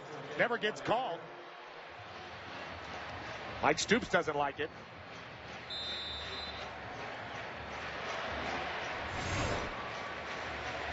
Aaron Jones off of the extra point. 17-5. Baylor now leading Oklahoma with 1 minute to go here in this first half. A couple of rushing touchdowns from Bryce Petty. That's exactly what Oklahoma came into this ball game probably hoping was going to happen, is that, hey, Bryce Petty was going to try to run the football. That means we're doing our job, making him keep it. But he's done a heck of a job. This was the missed tackle earlier in the drive. Petty on that slant route, and Norwood breaks the tackle right there of Gabe Lynn. Anytime you're in that much space on an island as a defensive back and you miss the tackle, it's big yardage for the opponent. And Norwood with a huge drive there for Baylor. And if you'd ask Oklahoma's coaches, Bob Stoops, Mike Stoops, Gabe Lynn one-on-one with Norwood, they'll take that any day. He's a great tackler and a leader on their defense, but came up short that time. And Baylor now able to create their own momentum and score touchdowns. That does not bode well for the Sooners, especially with the way they've been playing offensively. Especially with a minute to go in the half. Remember, Baylor, they received that first half kick. So this was a big opportunity for them to get a score before the second half. OU, they'll get it in the second half, and they've got no timeouts with now just a minute left. And coming up, we got the Pizza Hut halftime report. Rob Stone, Coy Wire, Ryan Neese. Trey Franks takes it. And Franks will get spun around at the 28-yard line. Prince Kent with a special teams tackle. 54 seconds to go here in this first half. Baylor on that last scoring drive. 9 plays in 93 yards. But it was a third down offsides penalty by Stryker. that kept that drive alive. That was all the way back their own 10-yard line, kept it alive for Baylor, but then they took advantage. Bryce Petty with a couple of great passes, and now it's Blake Bell's opportunity to answer with only 54 seconds to go. And again, no timeouts remaining here for Oklahoma. Bell. That pass is intercepted. Eddie Lackey.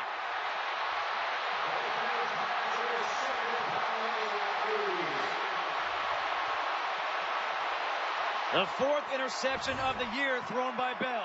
It looked like a screen setting up to the right side, but Blake Bell tries down the middle of the field, never really looks over at the screen, and didn't see Lackey. And his eyes were plastered all over the receiver the whole way down. That's Jalen Saunders in the middle of the field. Never saw the backside linebacker. And these second-level defenders for Baylor continue to make life miserable for the Oklahoma offense. This defense has played a heck of a first half. Going empty backfield here on 1st and 10 from the 38 of Oklahoma. 2 timeouts remaining. On first down, the pass is incomplete, looking for Clay Fuller. You do not want the Bears to have the ball in plus territory with 43 seconds left. It's a recipe for disaster for the Sooners.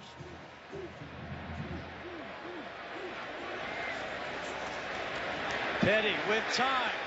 Down the sideline, it's incomplete, looking for Antoine Goodley. Aaron Colvin there on the coverage. And you talk about problematic matchups for this defense for Oklahoma. Those cornerbacks, they have not had any problems covering these wide receivers. That's a great matchup there, Colvin and Goodley. Goodley coming in, averaging over 23 yards per catch on the season, which is just absurd when you think about it. But Colvin, step for step to the goal line with him. 3rd and 10. Goodley in motion. It's kept by Petty. Petty up the middle. He has the first down.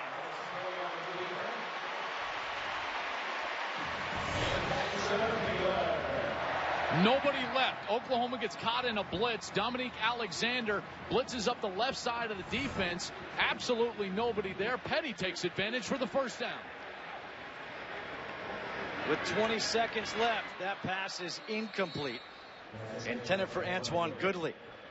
Baylor still has 2 timeouts left, so time's still really not a factor. Any point of the field open for Bryce Petty, if you're wondering why he would throw it short in the middle of the field. Well, especially with an offense that has the ability. That's just what they do, to play with pace.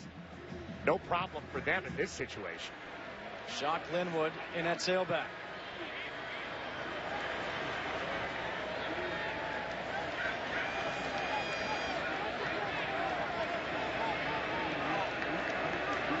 $14 unanswered by Baylor. Petty pump fake to the end zone, touchdown, Antoine Goodley.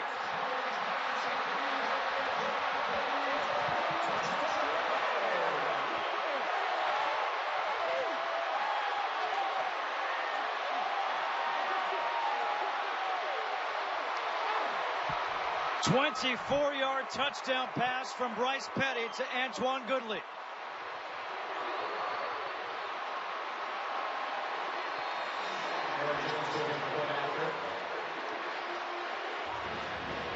Aaron Jones on for the extra point.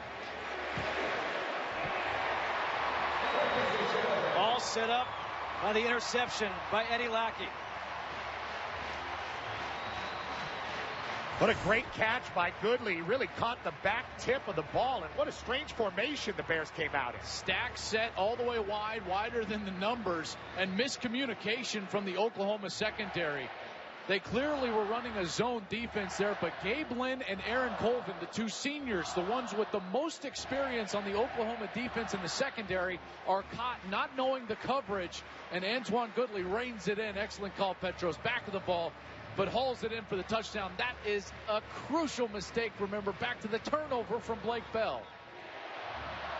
Briles is starting to feel his offense wake up in this game, really on the legs of Bryce Petty, the quarterback, but that time a really nice throw and a great catch, as we said, by Goodley. No Tevin Reese, no Lake Seastrup, no problem. You still have a superstar perimeter guy out there in Antoine Goodley. 14 points in 47 seconds for the Baylor Bears. And this is more what this crowd expected, to see some points put on the board. 24-5 with 13 seconds to go here in this first half.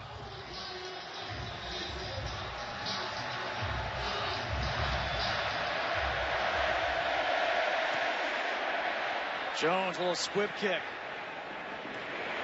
That's taken at the 30 by Brandon Green. Coming up in just a couple seconds, the Pizza Hut halftime report with Rob Stone, Coy Wire, and Ryan Neese. They'll talk about this game. They'll actually be talking about defense, shockingly, and also about that other big top 10 matchup with Stanford and Oregon. There is a player injured for Oklahoma, Damian Williams.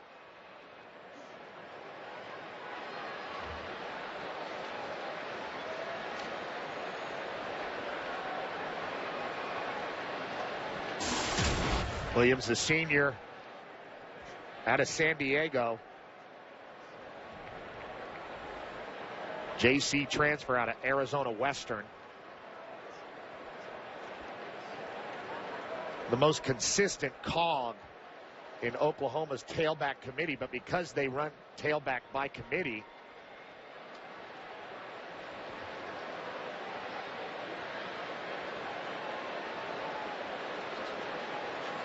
there are two number 26s on Oklahoma's roster. You don't usually see Jordan Evans. Yeah, Jordan Evans. You don't usually see a tailback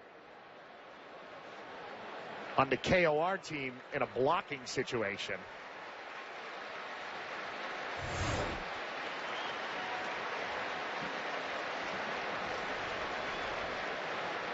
And that's just one of the classic back of the ankle roll-ups.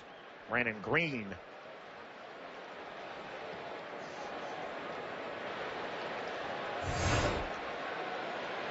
With no timeouts remaining here for Oklahoma, you would think they would take a knee.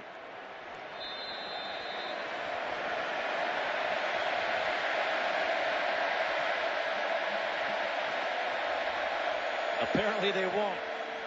Instead, the handoff to Williams. And Williams gets wrapped up. And that'll do it here for this first half. The defense for Baylor. They did the job in the first half. The offense picked it up late. 24-5. Baylor leading Oklahoma at the half. We now go to Rob Stone in Los Angeles for the Pizza Hut halftime report, which starts right now. Well, thank you, Justin.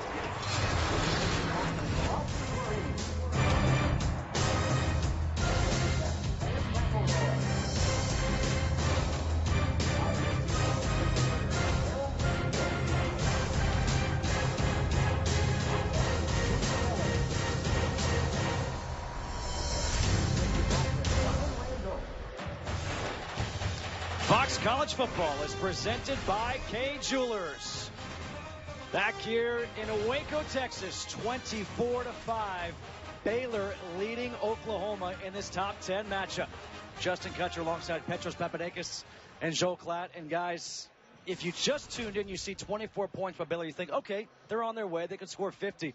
But it wasn't like that for most of this first half. And they got helped out by some mistakes from Oklahoma, especially late in that first half. Blake Bell has got to take care of the ball better for the Oklahoma Sooners. Late in that second quarter, Blake Bell with under a minute to go throws the interception. Ahmad Dixon right there. Then it's Bryce Petty with his feet and ultimately with his arm to the other number 5, Antoine Goodley. Antoine Goodley, a sensational catch. And just like that, Baylor took the big lead. Baylor's defense has been unbelievable, stifling Oklahoma all night so far. Ahmad Dixon matching the physicality of what is supposed to be the most physical team in the Big 12. We knew Baylor's defense was good numerically, but we didn't know they were this good in person against an offense like Oklahoma. They've been the story of the night thus far. Baylor will kick off to start this third quarter. Oklahoma to receive. Baylor on this blackout night at Floyd Casey Stadium. Closed the half very, very strong.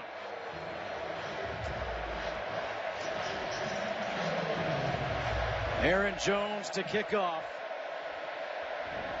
Roy Finch is back deep for Oklahoma.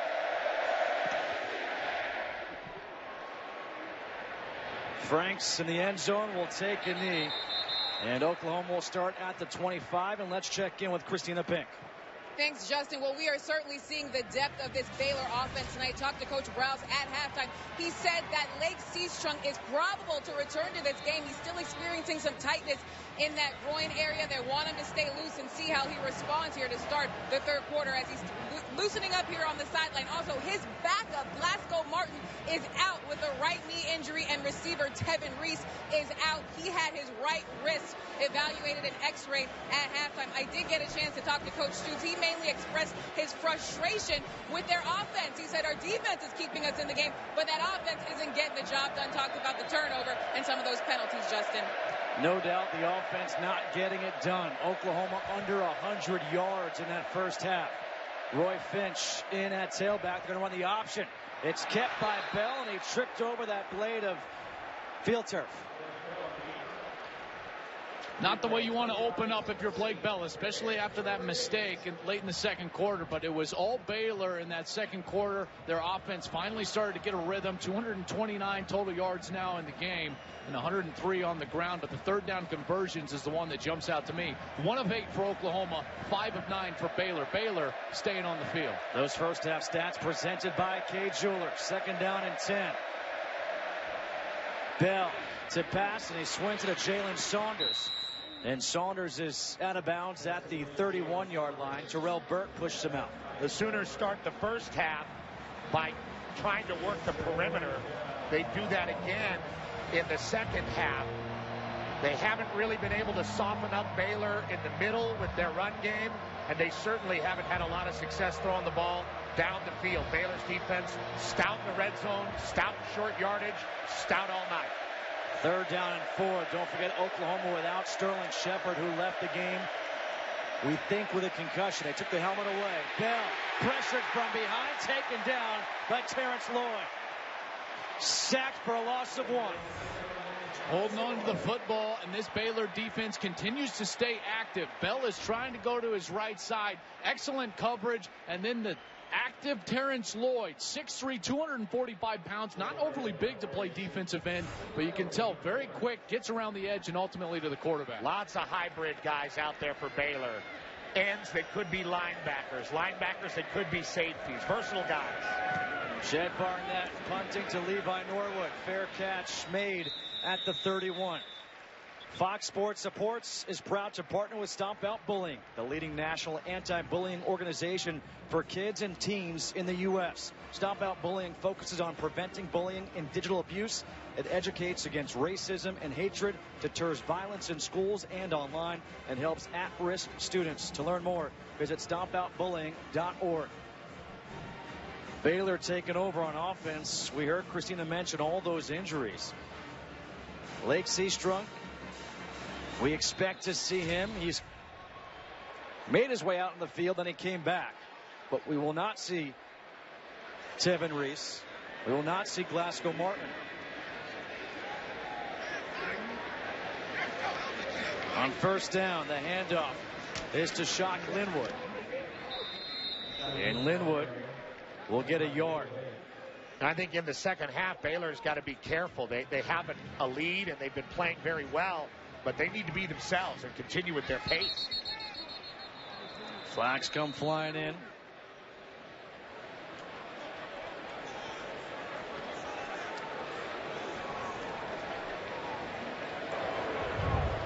False start. Offense, number 77, was going down in his stance at the snap. 5-yard penalty, 1st down.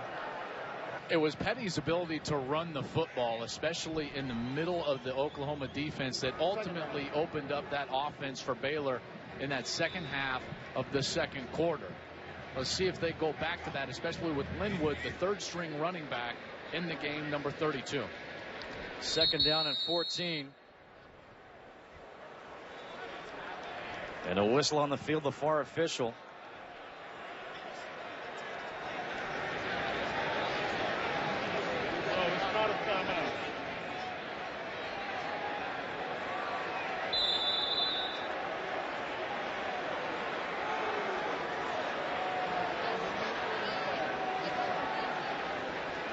Not exactly what that whistle was for. Bob Stoops was making the official on the far side actually step off the 5 yards. He said, that's not 5. So the official stepped it off right in front of him. He said, yes, it is. Let's go. 2nd and 14. Petty, pump fake. Throws that short. Incomplete. Looking for Jay Lee.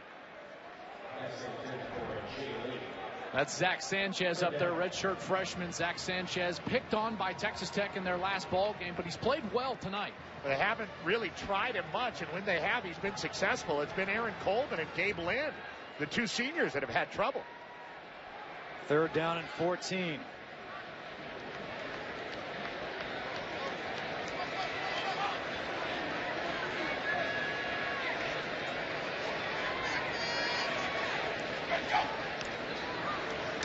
Petty with time throws to Clay Fuller, and Fuller can't stay in bounds. Marked out at the 38. About 3 yards shy, that first down marker. One of the most important things for a wide receiver is to know where you are on the football field in relationship with the sticks to keep your team on the field. That time Fuller unable to keep his body in bounds and turn his hips. And a great job by Oklahoma's defense forcing a punt. Same way they started the first half. It looked like Fuller just lost his wits about him towards the sideline. Didn't realize he was about to step out. Was frustrated, wanted to run for the sticks. Spencer Roth on to punt. Jalen Saunders lets it go over his head. And this takes a Baylor bounce. Will be down at the 4. Prince Kent again on special teams. Down the field, a 58-yard punt by Spencer Roth. Oklahoma backed up deep into their own territory when we come back.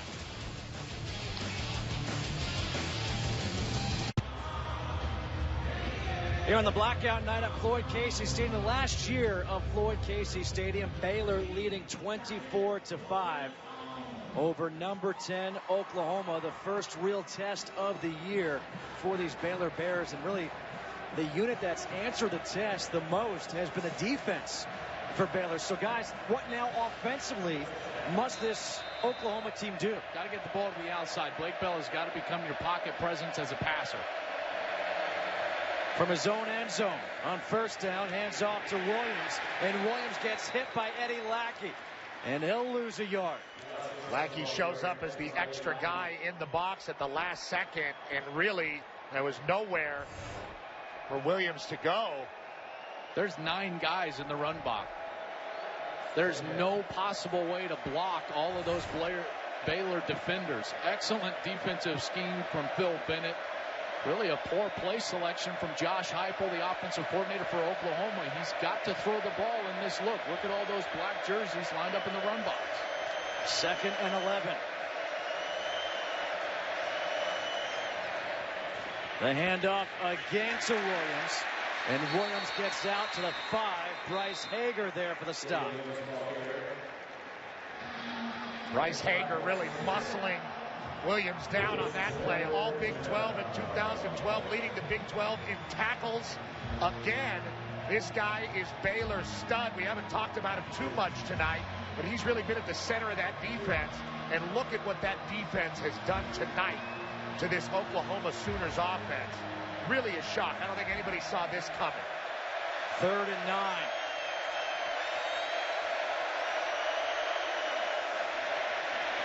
Bell stepping up, throws over the middle. That's incomplete.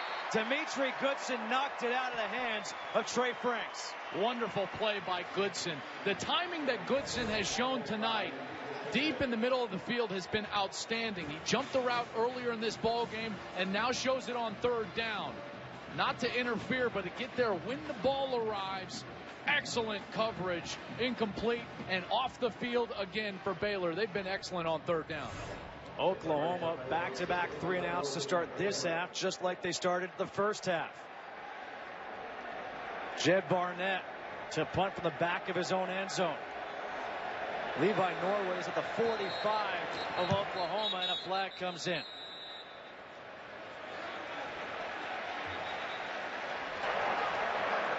False start. Offense, number 7. Player never got set. Half the distance to the goal. 4th down. They were trying to spread out, take the pump formation from the tight pump formation and spread everybody out, and they just never got set. Watch here. Never got set for the full beat that it takes. That's always tough to shift when you're in a pump formation because you're relying on a long snapper to understand when everybody is set. Another mistake here by Oklahoma. Just getting the punt off is Barnett. Norwood, the fair catch made at the 34-yard line, and now some guys getting into it. No flags have been thrown. We saw a little bit of chippiness before the game during warm-ups. Oklahoma is the Big 12 power.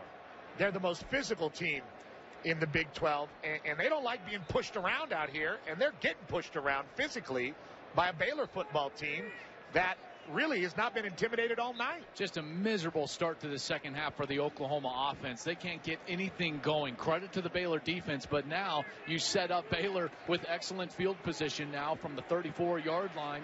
This is easy work now for Baylor's offense, or at least it has been to this point during the course of this season. Lake Seastrunk is back in at tailback. On first down, it's Seastrunk trying to get outside, and he will run out of bounds, chased out by Frank Shannon.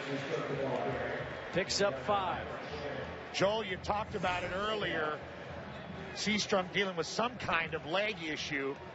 Seems to be on his right side, and making that break to the outside. Still pretty explosive. That's how good of a back he is, but he does look comfortable. Second down and 5. It's Seastrunk again, trying to break a tackle, and he will not. Gino Grissom got the jersey, would not let go. A loss of 1. This front for Oklahoma has not played poorly. You know, they've been left on an island, the man coverage, deep safeties in order to stop the run. For the most part, aside from a couple of Bryce Petty runs up the middle of that defense, they have done a very good job of stopping these backs for Baylor. Shock Linwood now in at tailback.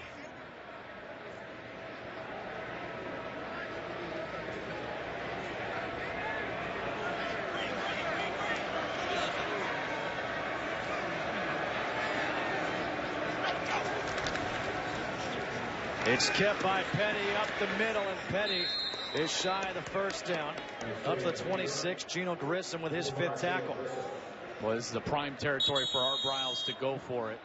Baylor player down on the field, but he's thinking about it. I think he's going to ultimately take the time for this injury to decide whether he's going to go for this 4th down or kick the field goal. And I'll tell you what, Baylor has had a lot of issues with their big stars going down.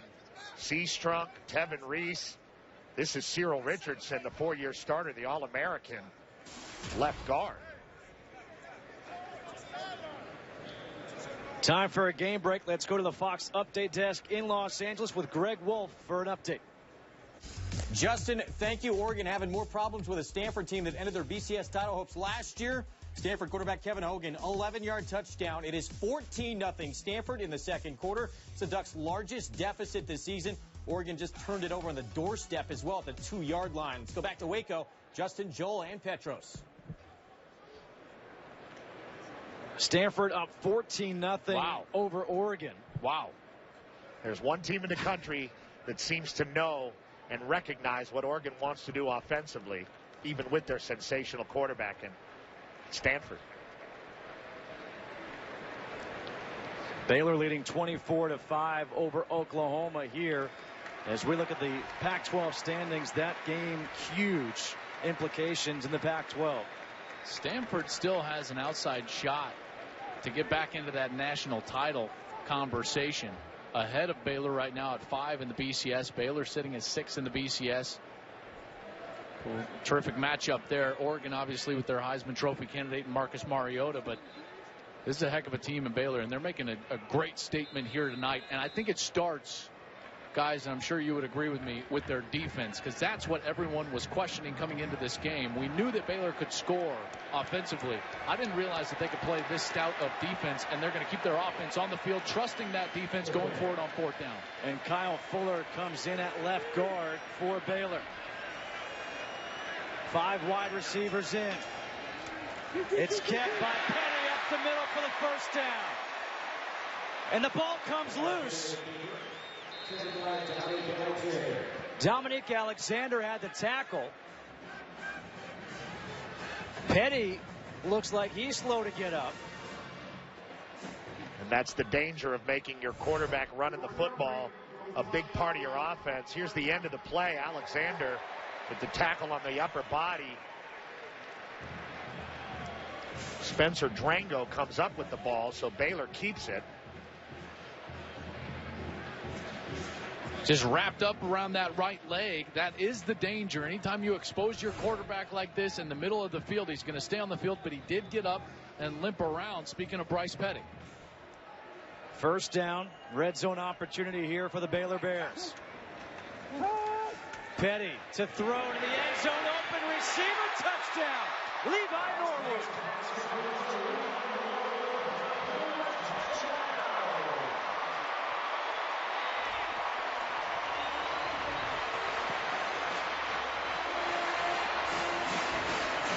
Seems like the Sooners have just kind of forgot Levi Norwood was out there. Well, they just continue to pick on Aaron Colvin. Julian Wilson, the nickelback, and Aaron Colvin are the two defenders out there. Another miscommunication leaves Norwood absolutely wide open for the touchdown.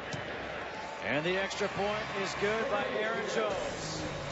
Bryce Petty, 2 touchdowns on the ground, now 2 through the air. And it's 31-5 Baylor.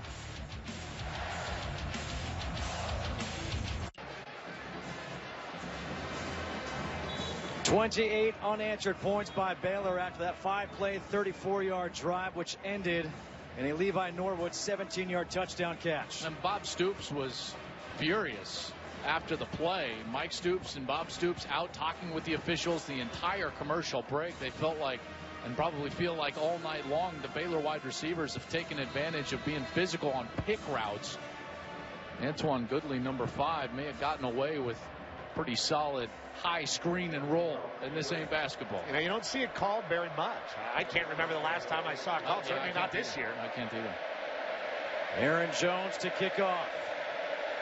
Trey Franks and Roy Finch back deep. A high, short kick. Franks from the 10. And Franks will get it out to the 29-yard line. Let's go back to that touchdown, Justin. This is what they're so upset about. Antoine Goodley's on the outside. He's going to go and pick number 2. That's Julian Wilson, the nickelback. Just runs right into him. The only hard part for the official is that could be construed as a route. And this is the conversation that then took place. He's talking about these routes that Baylor continues to run. And remember, they're running them because Oklahoma has been in man coverage basically the entire night. You're sure he's not talking about the Big East basketball coverage, which starts tomorrow night? I'm sure. Yeah, I guarantee it.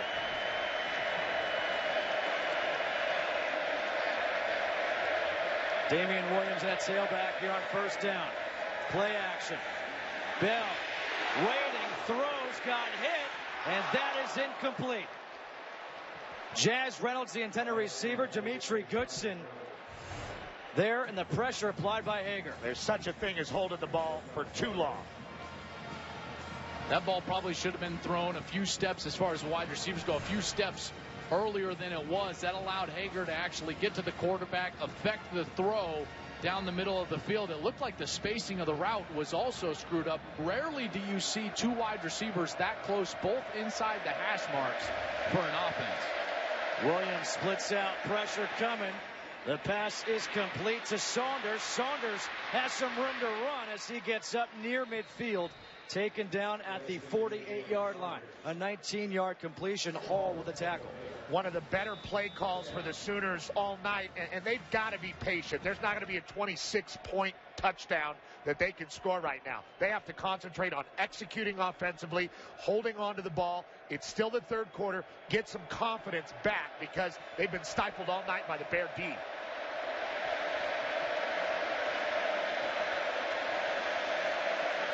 On first down, Bell hands off to Finch. Finch breaks a tackle. Finch still on his feet as he goes down at the 29. It looked like he might have stepped out of bounds, but the official said he stayed in and got 23 yards. Made a real hard dead leg cut. Bryce Hager missed a tackle, and Roy Finch, a career 1,300 yards and 50 receptions, and he's the third back. That's how much depth Oklahoma has at the position. And 2 plays in a row, they found a little space out there. Finally moving the ball offensively. Finch in motion. They'll hand off to Williams. Good tackle that time by Ahmad Dixon. Now, this is a great play design. Watch how they just handed the ball on Roy Finch to that end around. He's going to come in motion, but they're going to give it to the opposite running back and go the opposite direction. Everybody from Baylor, they're occupied, at least visually, by Roy Finch. They go back to the short side of the field. That's starting to get a rhythm offensively from a play calling standpoint if you're Josh Heupel.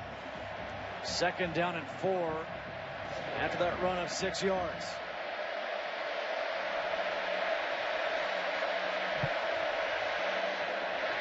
Hand off to Clay, and Clay got hit immediately. K.J. Morton with the tackle. Looked like Sean Oakman maybe got an arm on him as well. Oakman has just been outstanding. 6'9", 270 pounds, 6'9", and yet plays with leverage, good hips, not a waist bender, but a knee bender. The guy is sensational on the line of scrimmage. A mammoth player and a really nice move inside that caused that. Remember how poor Oklahoma has been in short yardage tonight. 1 for 10 on 3rd downs. It's 3rd and 4. Bell rolling to his right, throws, open receiver caught. LaColton Bester for the 1st down. Just the 2nd 3rd down conversion of the night for the Sooners. Good use of motion here from Oklahoma, and they're going to bring LaColton Bester all the way in motion and just continue his momentum into the flat. Very difficult to cover that if you're a linebacker trying to run with the motion. Hand off to Clay. Clay breaks a tackle. He's across the 10, up to the 9. K.J. Morton with a tackle. The Sooners are doing what we talked about. They're starting to try to execute offensively, not looking up at the scoreboard, putting their heads down and trying to get something going. And they've got it going here, but remember how much trouble they've had punching it in from the red zone. 2nd down and 2. Bell under center. Hand off to Clay, and Clay gets tackled by K.J. Morton. Remember, K.J. Morton was the player who they initially called targeting on and ejected him, but then they changed the call. He stayed in the game, and he's got 7 tackles on the night. Trevor Knight will come in now at quarterback. 3rd and 3 here for Oklahoma.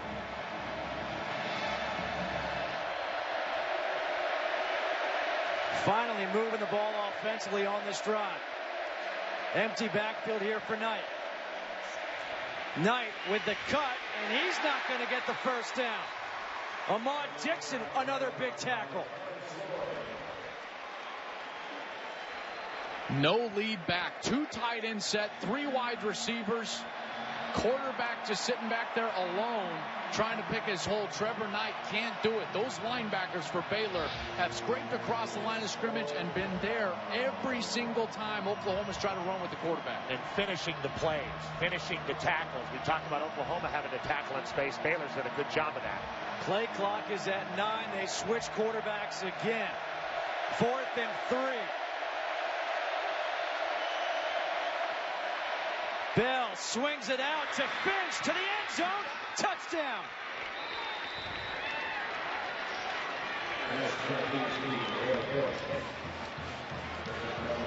The 2nd receiving touchdown of the year for Finch, and that was a great play call. The offense for Oklahoma finally getting it done. Finch is going to be in the backfield and just going to swing out, and Baylor is caught in the blitz. No one there in the back end, and Bell finally recognizes it and gets the ball out on time. Michael Honeycutt's extra point is good. And Oklahoma finally into the paints. Just thought I'd keep that whole basketball theme going, right? 31-12. Baylor leading Oklahoma.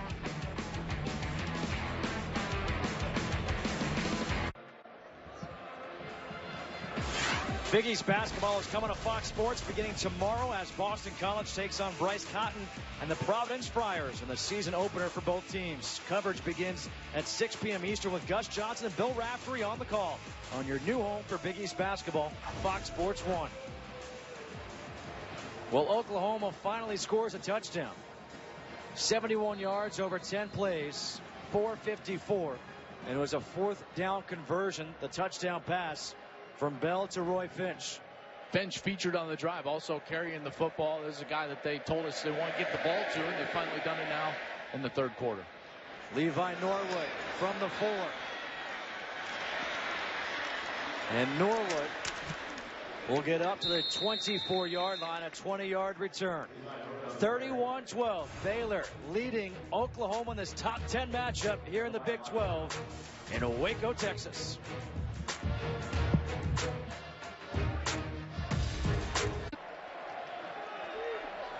.312 to go here in the third quarter, 31-12. Baylor leading Oklahoma. On first down, a shot. Linwood up the middle, breaks a tackle. Linwood breaks another tackle. And Linwood is all the way down to the 37-yard line. A 39-yard run by the third-string running back. Gabe Lynn, number 9, is the guy that has the first shot at Linwood. He runs out of that tackle. Quentin Hayes has a shot at him. He runs out of that tackle all the way down the field. Play action. Petty to the end zone. Flag looking for Antoine Goodley. Julian Wilson there on the coverage. And the flag was thrown by the back judge.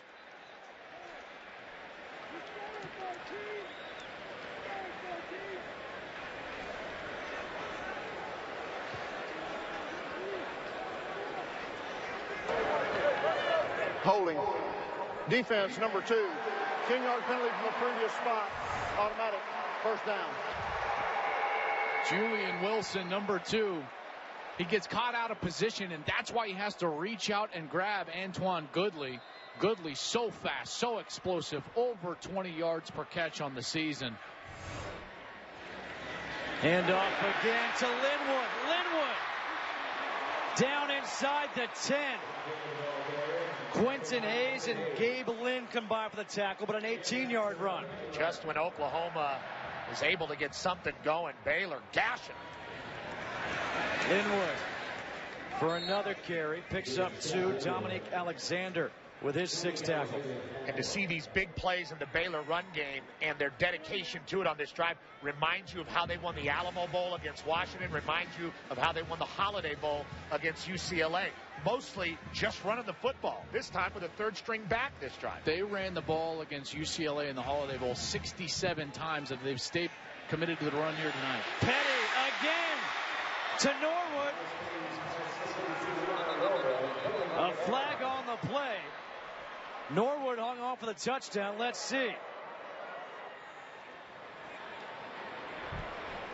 Bob Stoops was after him about that offensive pass interference earlier. Pass interference. Offense number 5. 15-yard penalty from the previous spot. Replay second down. They've tried that pick route every time they've got down inside that 20-yard line. And finally, this conversation that Stoops had after the last touchdown now pays dividends for Oklahoma. Well, we finally saw it called. Norwood wide open again. And that lobbying by Bob Stoops seems to have paid off. So now it's 2nd and goal from the 24. Handoff. Linwood again, and Linwood will get a yard.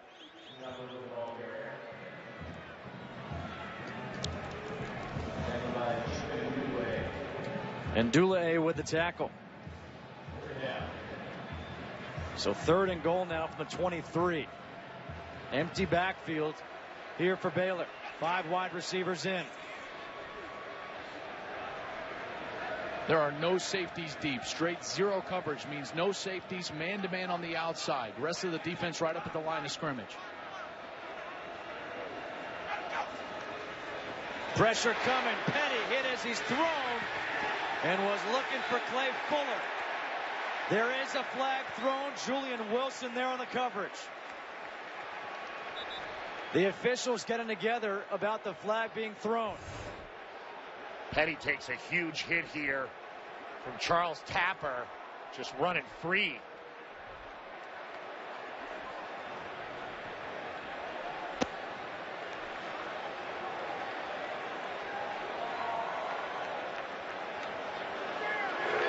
There is no foul on the play for pass interference. Joel, you were all over that. What'd you see? Well, the line judge on the near side immediately ran. When he saw the flag come out from the field judge, who was back behind him, behind the play, he saw the flag come out. He immediately ran towards him to have the conversation. When you see that type of movement from an official, Julian Wilson was the one the flag comes out. The field judge calls the penalties behind the play. That line judge ran immediately right up to him. Anytime you see that type of conviction out of an official, it's normally going to get picked up. Aaron Jones on now for a 40-yard field goal attempt. And this time, Jones drills it.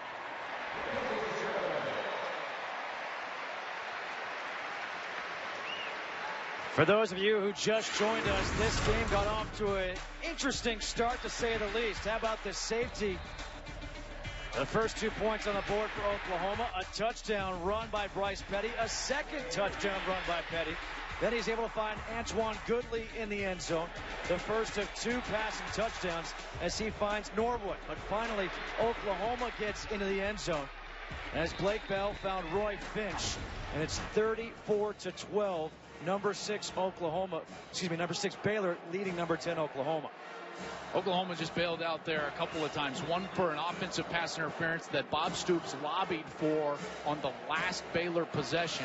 And then the officials get together on what would have been a defensive pass interference, continuing the drive with an automatic first down for Baylor, and they waved the penalty off, forcing Baylor to kick a field goal. So the lobbying from Bob Stoops, I've never really seen it in football, but it's working for Bob Stoops tonight on the road. Usually you see it with an offensive lineman or a defensive lineman saying, this guy's got his hands in my face, or this guy is holding, and that's usually the lobbying you see that's successful. But from a coach to see it that openly and then to see it called, pretty amazing. And I'll tell you what, Petty has been hit hard twice in this third quarter, probably the hardest he's ever been hit in his career. 1:17 to go here in the third. 34-12. Baylor leading. Justin Kutcher alongside Joel Klatt, Petros Papadakis, and Christina Pink. Aaron Jones to kick off. Finch and Franks are back deep. And this ball's going to go out of bounds and draw the flag.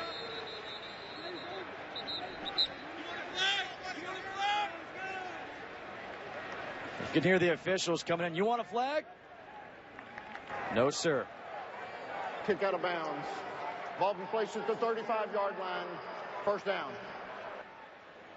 Oklahoma will take off. We'll take over at the 35, and we should also update you on a couple of injuries in this one for Baylor. Tevin Reese is out for the remainder of this game, as is Glasgow Martin.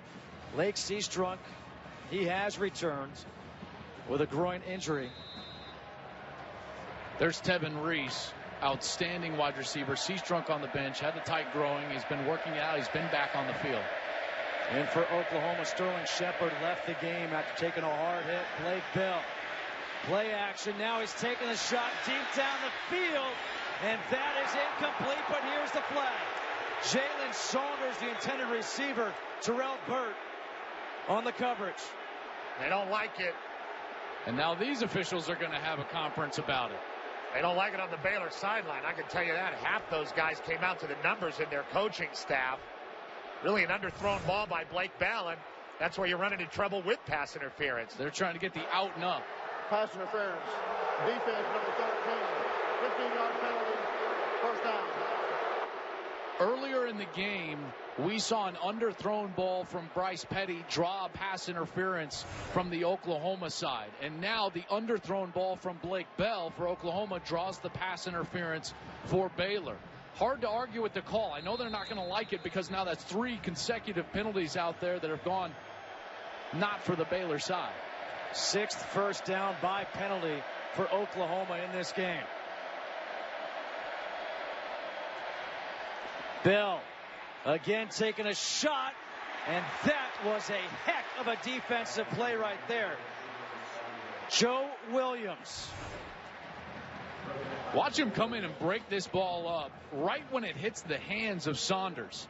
Perfectly played, and he was off balance, goes back with his left arm. What an athletic play from Joe Williams, the senior from St. Louis. Oklahoma starting to do what you asked them to do in the first half, Joel, which is throw the ball downfield to their slot players. 2nd down and 10. Finch in the backfield. He's the one in motion, takes the handoff, trying to get outside. And he's going to get chased out and shoved out by Bryce Hager. What a nice play by Hager, staying with it, running to the sideline against a faster Roy Finch. This is a Baylor defense built for speed, trying to get to the perimeter against them, not going to be easy. Hager so fast sideline to sideline right now. 3rd and 8 here for Oklahoma. 2 for 12 on 3rd downs.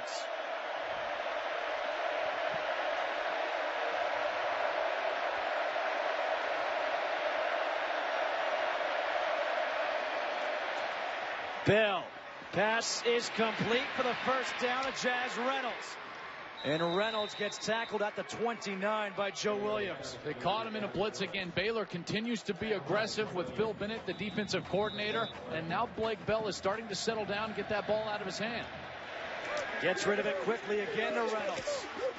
And Reynolds gets tackled by Sam Hall. The pace of Oklahoma, the play calling choices by Heupel really starting to work for Oklahoma, but is it too late? They got a tough hill to climb here as we approach the 4th quarter.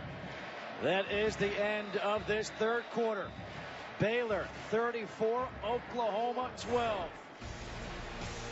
Bob Stoops, Art Briles, the joys of coaching a big game. Fox College Football will continue after these messages.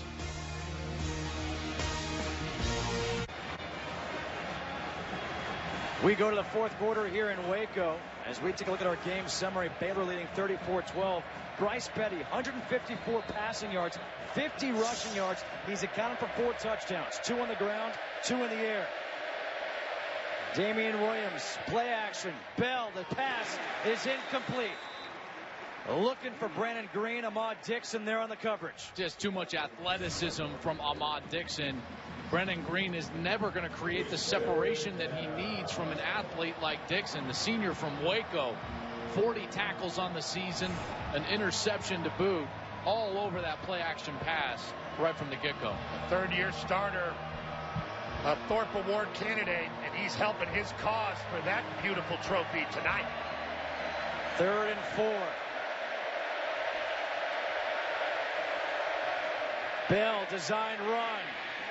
And Bell trying for the 2nd effort, didn't matter. Eddie Lackey, what a night for him with his 7th tackle.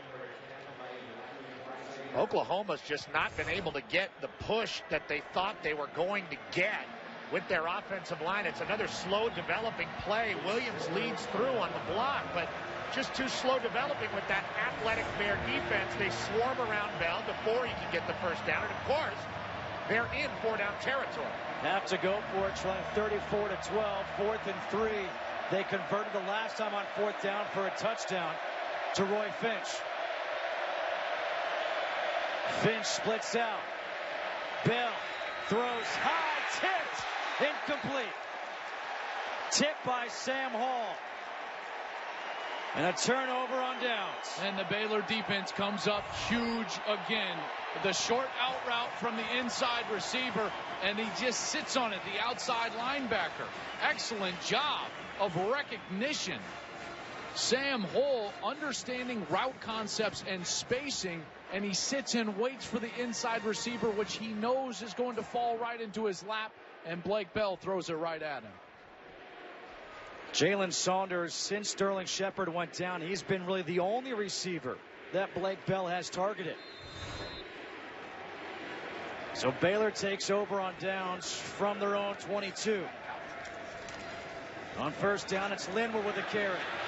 And Linwood up to the 26. Frank Shannon with his 9th tackle. We started seeing the Baylor run game open up in their last drive, and keeps going there with another nice 1st down carry. Baylor can do that. Oklahoma's going to have a really hard time clawing back. Shock Linwood is over 100 yards for the third time in the last 4 games. He had 106 in the last game against Kansas. On 2nd and 5, Petty throws, completes that pass to Antoine Goodley, and Goodley dragging defenders across the 40 up to the 41. Now, Joe, you don't often see Baylor receivers in a stop route. He does an excellent job of forcing the corner to turn his hips before stopping, which I love. Linwood able to hang on to that ball as Charles Tapper was trying to strip it from behind. He gets 4 yards on first down. And playing with pace, with the lead in the 4th quarter. This is the new age of college football. No longer are teams just going to sit there and take the air out of the ball. They're going to play their own game. Again, it's Linwood. Look at that move. And Linwood has the first down. And that just came down to a one-on-one matchup between Shock Linwood and the Mike backer for Oklahoma, Frank Shannon, who missed the tackle in the open field, and Linwood was able to get the first down. Play action. Petty to the sideline, and that pass is complete to Levi Norwood. I think it's very smart that Baylor is doing, like you said, Joel, playing with the pace that they're used to playing with, running their offense, not trying to be something different than their own identity. That's why they're moving the ball here. Hand off to Linwood. Spin move. Shock Linwood. Another nice run. What a move. Linwood right in the hole with the spin. Out of the arms of Frank Shannon again and Dominique Alexander. That was Dominique Alexander, the true freshman. And with this pace, a timeout has been taken. A player down on the field, that's Julian Wilson.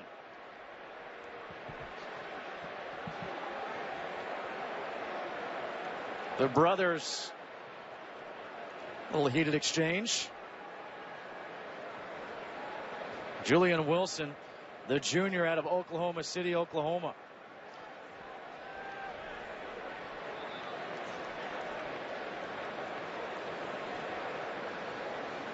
With Wilson on the ground, we'll step aside. Baylor marching down the field, leading 34-12.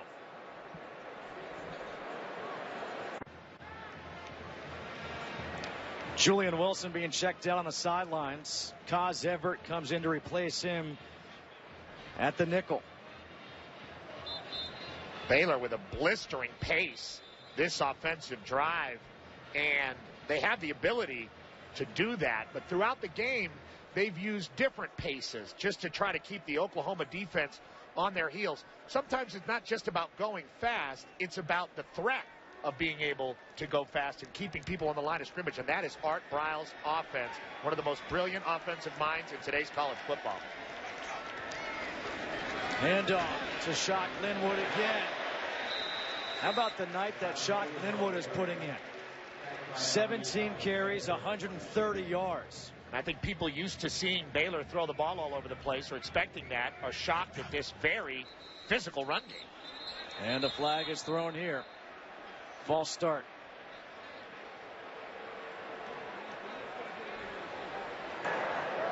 False start. Offense number 1. Player never got set prior to the snap. 5-yard penalty. Second down. I don't think they should be surprised about this rush offense. They've done it all year long. 300 yards per game. Linwood tonight, 130, which is a career high. As a team, they rush for over 6 yards per carry on the season. That's 6th in the country. This team is committed to a ground attack, very similar to what Oregon does up in the Northwest. 211 rushing yards on the night for this Baylor team. Second down and 10. Linwood again up the middle. He gets up to the 24 and picks up 3. I've not been surprised that they're running the ball. I'm surprised at how physically they're running the ball. You got a third string back. Lake Seastrunk has just not been himself with the groin injury. The third string back physically taking it to a physically superior Oklahoma D. Petty on 3rd and 7 throws. The slant is incomplete. Off the hands of Levi Norwood. Kaz Everett, who came in for Julian Wilson there on the coverage. Accurate ball from Bryce Petty. This is a ball you'd think is going to be caught by Levi Norwood. right on his hands. Kaz Everett smartly is going to get there before the ball and decides to go with the no contact. Norwood maybe was surprised that there was no contact from the defender, sensing where Kaz Everett was coming from. Aaron Jones on for a 41-yard field goal attempt. And from 41, that is no good, wide right. So he is 2 for 4 on the night. It's still 34-12. Baylor leading Oklahoma here in Waco.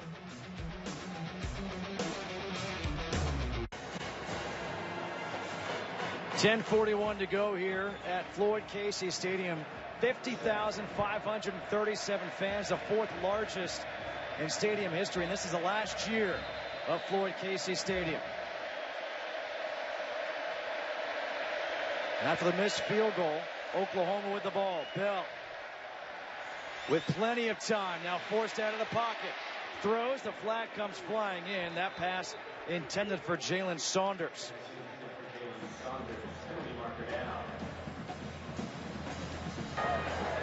Holding. Offense. Number 68. 10-yard penalty. First down. They got Bronson Irwin, the right guard. Right there in the middle of your screen, you see him with both arms around Blackshear. Pretty easy call. Upon? Yes. 23 penalties now in this ball game. Sloppy game from a matchup featuring top 10 opponents. Only frowned upon if they call it, though. Now 1st and 20.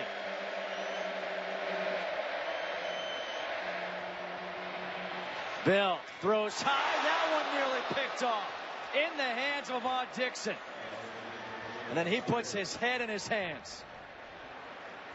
Blake Bell got away with one here. Ahmad Dixon breaking on this. Thought it was going to be caught by LaColton Bester, number 11. Probably surprised that it slipped through his hands so quickly. He was trying to get up there and react, but definitely surprised. And that ball was on his Adam's apple before he knew it. 2nd and 20.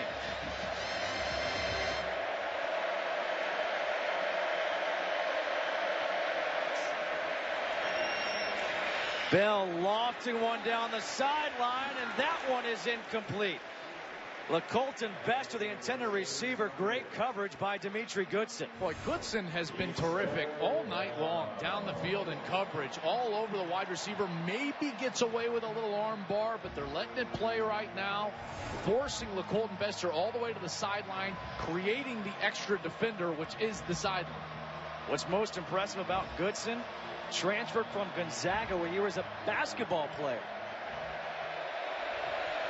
3rd and 20. 3 for 14 on the night. Bell. Incomplete. Deron Neal, the intended receiver. Blake Bell really trying to be a downfield passer now. They need him to be to come back in this game, and Oklahoma needed that drive desperately, starting out with the holding penalty, and it just went down from there. Yeah, a huge stop from Baylor's defense. It's a 3-possession game. Now you're approaching the 10-minute mark in the 4th quarter, and now Baylor can smell it. Maybe the biggest win in their program's history. 10 minutes and 16 seconds away here at home. Jed Barnett to punt from the goal line.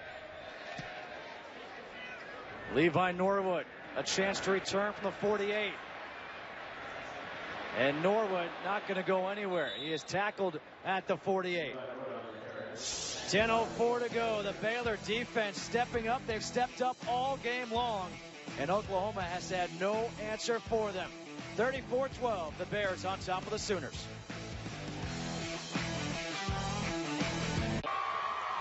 It has been a wacky game here in Waco, Texas. The fans, though, having fun because their team, the Baylor Bears, leading 34-12 in what many believe is the biggest game here in Baylor football history. A matchup of 6 versus 10. Petty on 1st down, hands off to Linwood. Linwood again with a big run. Still on his feet. Linwood inside the 25. Down at the 24. And Dulue with the tackle. but not before a pickup of 28 yards. And here they come again, still playing with pace, not caring about the clock, doing what Baylor does best, play offense. Petty will keep it. And Petty gets stood up. He'll lose a yard. Charles Tapper with a tackle. But you got to love the dedication to the run for the Baylor Bears. Lopsided run versus pass. The second half has been about Shock Linwood and the space around him running the football. Linwood just adding to his career high, 161 now in this game. Linwood has 161 rushing yards. Oklahoma 203 total yards. Petty taking the shot to the end zone. Touchdown! Antoine Goodley.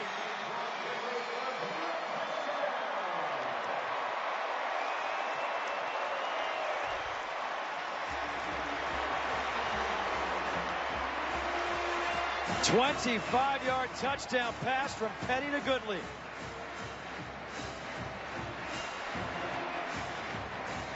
Well, they can smell it now in Waco. What a ball. Goodley just so impressive. He can go upstairs and get it. He can beat you with his legs. Petty with an accurate ball down the sidelines. Jones with the extra point, the second touchdown of the night for Antoine Goodley.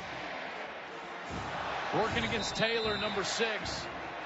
Straight man-to-man coverage. Oklahoma has been in it all night long. And Taylor gets caught with his feet set. Anytime that happens, you are in trouble as a defensive back in man coverage.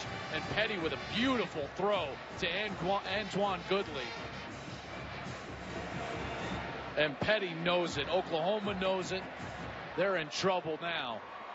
And Baylor looking to put themselves square in that national title hunt. Bryce Petty, excellent performance tonight. The try is good. After the play, personal foul, unnecessary roughness, number 91, throwing a punch, 15-yard penalty being forced on the kickoff. Number 91 is disqualified. That's Charles Tapper, the sophomore of Baltimore, Maryland. Gone.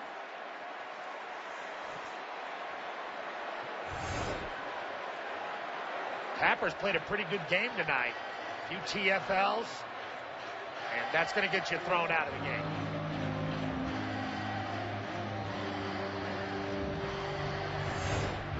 Can't let the emotions get the better of you. Oklahoma has now Charles Tapper. Been disqualified from the game, but boy, what this Baylor program has done has just been amazing. I played against this program back in the early 2000s when they were just the pits. Couldn't win a Big 12 game. And now to think in November, beating a top 10 team at home, putting themselves right in that conversation with the Ohio States and Alabamas, the Oregons, the Stanfords. This is a quality team coached by Art Briles. They should absolutely get consideration for that BCS National Championship. Antoine Goodley with that 25-yard catch for the touchdown, his second one tonight. And after the penalty and ejection, kicking off from midfield, just pulled it a bit. Could not split the uprights. Fox College Saturday, presented by Cave Jewelers, return to the triple header, beginning with USC taking on Cal on Fox, then Kansas battles 14th ranked Oklahoma State on Fox Sports 1, followed by Texas squaring off against West Virginia on Fox. Coverage begins Saturday at 10 a.m. Eastern with a college football pregame show on Fox Sports 1. And if you want to dominate in college football, if you want to be in the conversation with the teams you mentioned, Joel, you have to win in conference. And not just win in conference, you have to beat the big boys. You have to beat the teams that have the mystique, that have the history. Oklahoma is certainly that, and Baylor has done that tonight, really making a statement nationally. Finch in motion. Bell pressured from behind, steps up. Stiff arm, and Bell picks up some positive yards, and a flag comes in.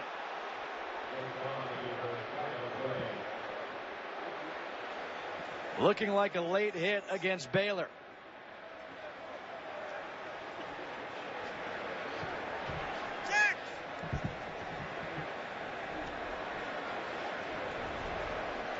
Man, have we had a lot of penalties tonight. This will be the 24th. Nobody's counting.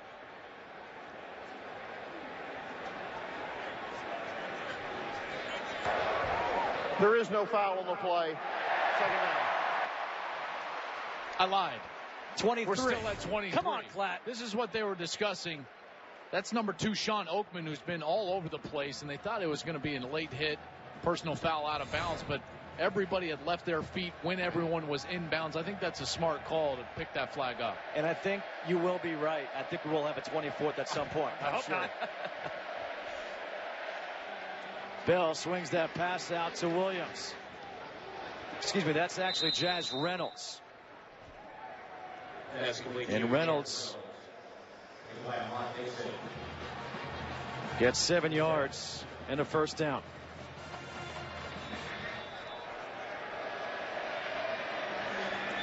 That pass is incomplete again, looking for Reynolds. And again, I'm going to go back to Trey Miller not being available for this Oklahoma team, out for the year with the ACL. Well, that certainly didn't help him. Yeah. It just feels like Blake Bell never was comfortable in this game. He never got a rhythm going throwing the football. And more importantly, Oklahoma, you could tell that their game plan coming in was going to try to feature the run in between the tackles, try to out-physical a Baylor team that they thought was a finesse team, and Baylor wasn't having it. Their defense was outstanding versus the run.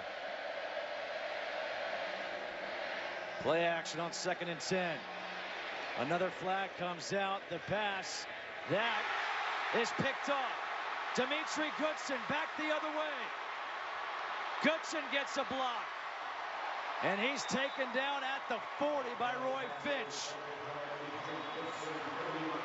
41-yard return, second interception of the game thrown by Bell. 79. That penalty's denied. Result of the play, interception, first down. And Finch is down on the ground for Oklahoma. Goodson continues his quality play. He's been all over the place tonight. One of the reasons why Blake Bell has not been able to establish any rhythm throwing the ball down the field, and he just high points that ball and goes up and over Deron Neal for the interception. This team is for real. They can play some defense. Their offense can score with anybody in the country. This is one of the best college football teams I've seen all year long. They certainly have proven it tonight, and that's what people were looking for them to do. Oklahoma came in here trying to prove Baylor was a little brother. A little brother, pretty physical tonight. Oklahoma only has 215 yards of total offense.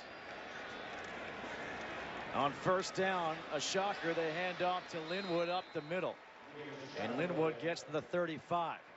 You know, you talk about what this means. Baylor looking like they're going to move to 8-0 and extend their winning streak to a school record 12 games. You know what started that streak, a win over #1 in the BCS, Kansas State, last year in this stadium.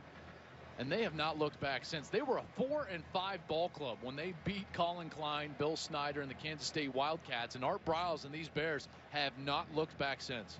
And if you think about it, Oregon is losing right now 20-0 in the third quarter. You certainly have a chance to move up in the rankings in the BCS if you're Baylor with a win here tonight. Hand off again to Linwood. But you mentioned that run last year for this Baylor team. What's impressed me so much is since 2011, Baylor is 11-1 in November and December. And you guys talk about November. That's the time to really step up. Well, that's who Art Briles is. I mean, that's what great coaching is, playing your best football at that time of the year. You have to say that's true about the Baylor Bears. Ball start. Offense. Number 5. 5-yard penalty. Third down. There's number 24. Well, there it is. And you start looking ahead, though, and you start to project out what everyone around the country has left. And those quality opponents. They're coming for Baylor. For those BCS numbers. And guess what? Baylor's got some quality opponents coming up. Texas Tech, Oklahoma State, TCU, I know, is having a down year, but they're going to finish the year with a Texas squad that has played outstanding since starting the season 1 and 2. 3rd and 11 here. Handoff. Again to Shock Linwood. And Linwood brings it up to the 34-yard line. Gets 5 yards, tackled by Frank Shannon. You mentioned that victory over Kansas State last year that took all the air out of that Kansas State balloon. I mean, everything, the Heisman, the championship hopes. That's what Oklahoma was hoping to do tonight. Baylor saying, no way. You know, Baylor's had big wins before. 2 years ago, Oklahoma came in here as the 5th-ranked team in the country, and they beat them. Going for it here on 4th and 5. They're asking the crowd to quiet down. The crowd's doing the wave, though. You can't quiet down the wave. Petty to throw on 4th and 5. Pressured, and he's going to get taken down by Ndulue. Sacked for a loss of 3, a turnover on downs with 5:47 to go. Number 6 Baylor looking to move to 8-0 for the first time in school history and continue to climb in the BCS rankings, leading 41-12.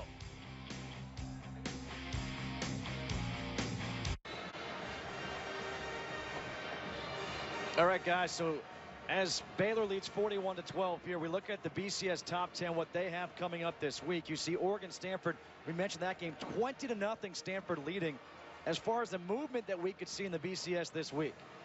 Well, for me, Ohio State then starts to stick out. I know they've been impressive over the last couple of weeks, but you've got to think that Stanford may be able to leapfrog Ohio State, maybe even Baylor leapfrog Ohio State. On first down, the handoff is to Finch, and Finch gets spun around at the 45 by Bryce Hager. Stanford is without a doubt the most beloved one-loss team in the country, and if they're able to keep going and knock off this Oregon team at home tonight, then it's going to be very interesting to see where Ohio State and Baylor fit around that Stanford team. 2nd down and 2. And some more flags for another false start. False start. Offense. Number 48. 5-yard penalty. 2nd down. Why do you think Stanford is so beloved? Well, it's their resume. You know, their top 50 wins, their strength of schedule. Stanford is a team that has gone out there, and they still have Notre Dame left on the schedule, potentially a Pac-12 championship. You know, they're right in the thick of things, even with the Baylors and the Florida States and the Ohio States. 2nd down and 7. Finch breaks a tackle. Sam Hall brings him down as we take a look at Baylor's upcoming schedule. And Joel, you mentioned this. It is not easy to close out the season for the Bears. No, it's not. That Texas Tech game is going to be on a neutral site in Dallas, but at Oklahoma State, you know, Baylor has been terrific at home, 17-1 since 2011 at home, but away from Floyd Casey Stadium in conference, they've only won 3 conference games in the last 3 years. And late in December for the regular season, remember, there is no Big 12 championship against Texas. 3rd and 9 here for the Sooners. Bell, his pass is hauled in by Deron Neal. And Neal up at midfield for the 1st down.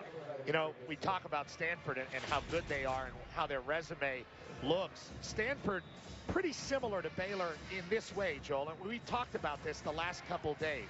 Stanford has lost a lot of people, and you thought their run of greatness would be over, starting with Toby Gerhardt, then Jim Harbaugh, then Andrew Luck, you know, David Shaw just keeping the whole thing going. Kind of similar here with Baylor, losing RG3, losing Nick Florence with a 3rd quarterback. They're excellent. Terrence Williams, you could throw sure, in there, great, who was a great receiver finalist. He was a terrific player. They've had several great running backs come through here, and yes, they continue to win. Art Briles has built something here that is sustainable. One, the administration supports him. They said around $500 million is what RG3's Heisman was worth to them, and media exposure and the like. Well, guess what? They've capitalized on that, building a brand new stadium on campus 4 miles from Floyd Casey Stadium. They've done a marvelous job from the administration standpoint of continuing that success, raising the money, and then Art Briles has gone out and recruited. Robbie Rhodes, who's a true freshman for Baylor, he was a guy highly recruited by everyone, including Texas. And when you got a kid from Texas who chooses Baylor over the University of, then you got something going. And just look at the way they've reloaded in this game, Joel. Seastrunk goes out. Your third running back, Shock Linwood, has the game of his life. Tevin Reese goes down. That's okay. You still got Antoine Goodley making big plays on the perimeter. And Norwood as well, who was big tonight. 3rd and 6 here for Oklahoma.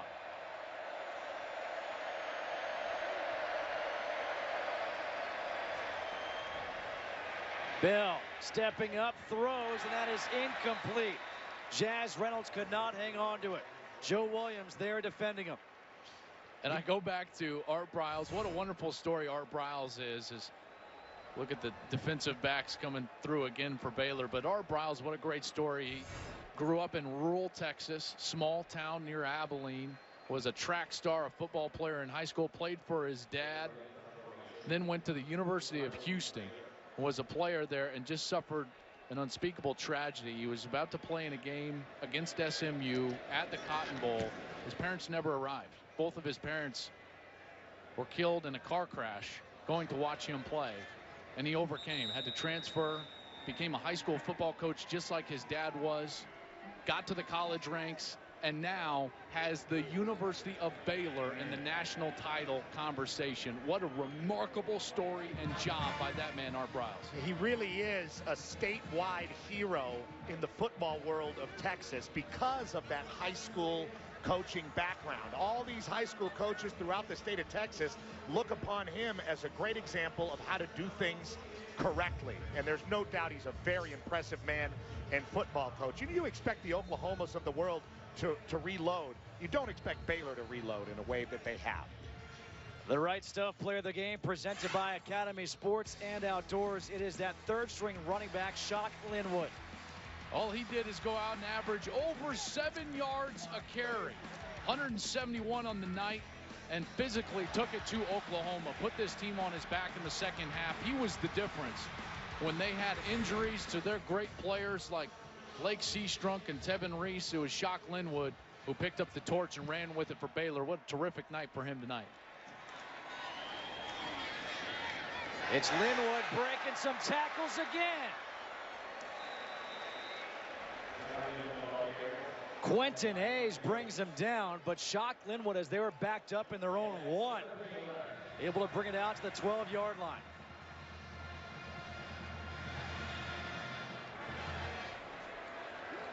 (41-12), Baylor leading Oklahoma. Everyone talks about this being the first real test that Baylor faced this year because they played Wofford, Buffalo, Louisiana Monroe, West Virginia, K-State, Iowa State, Kansas. On this first test, they answered it with flying colors as they will now take a knee.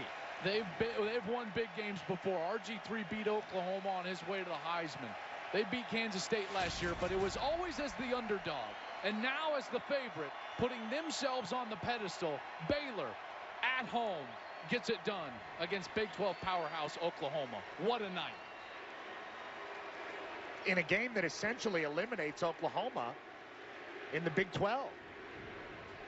Oklahoma failed to score at least 13 points for just the 11th time in 195 games with Bob Stoops as the head coach. The 4th worst margin of defeat for Oklahoma.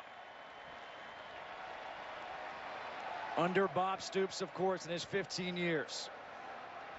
What a job, though, by the defense again for the Baylor Bears. I mean, everyone talks about their offense, but it was their defense who set the tone and set it early. Led them to that 8th victory, the first time in school history. Baylor starts 8-0.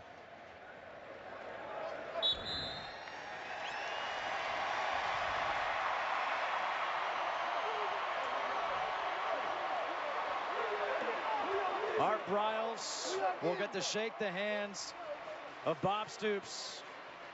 The overall record is 21-2, Oklahoma over Baylor. The last 3 years, Baylor is 2-1. Both wins coming here at home. What a performance by the Baylor Bears defensively, stepping up their offense, known all about passing. They did it on the ground. 253 yards. Shock Linwood, a career high 182, stepping up as Lake Seastrunk went down with an injury. Baylor moves to 8-0 while Oklahoma falls to 7-2. Now let's go to L.A. for Fox Sports Live with Carissa Thompson.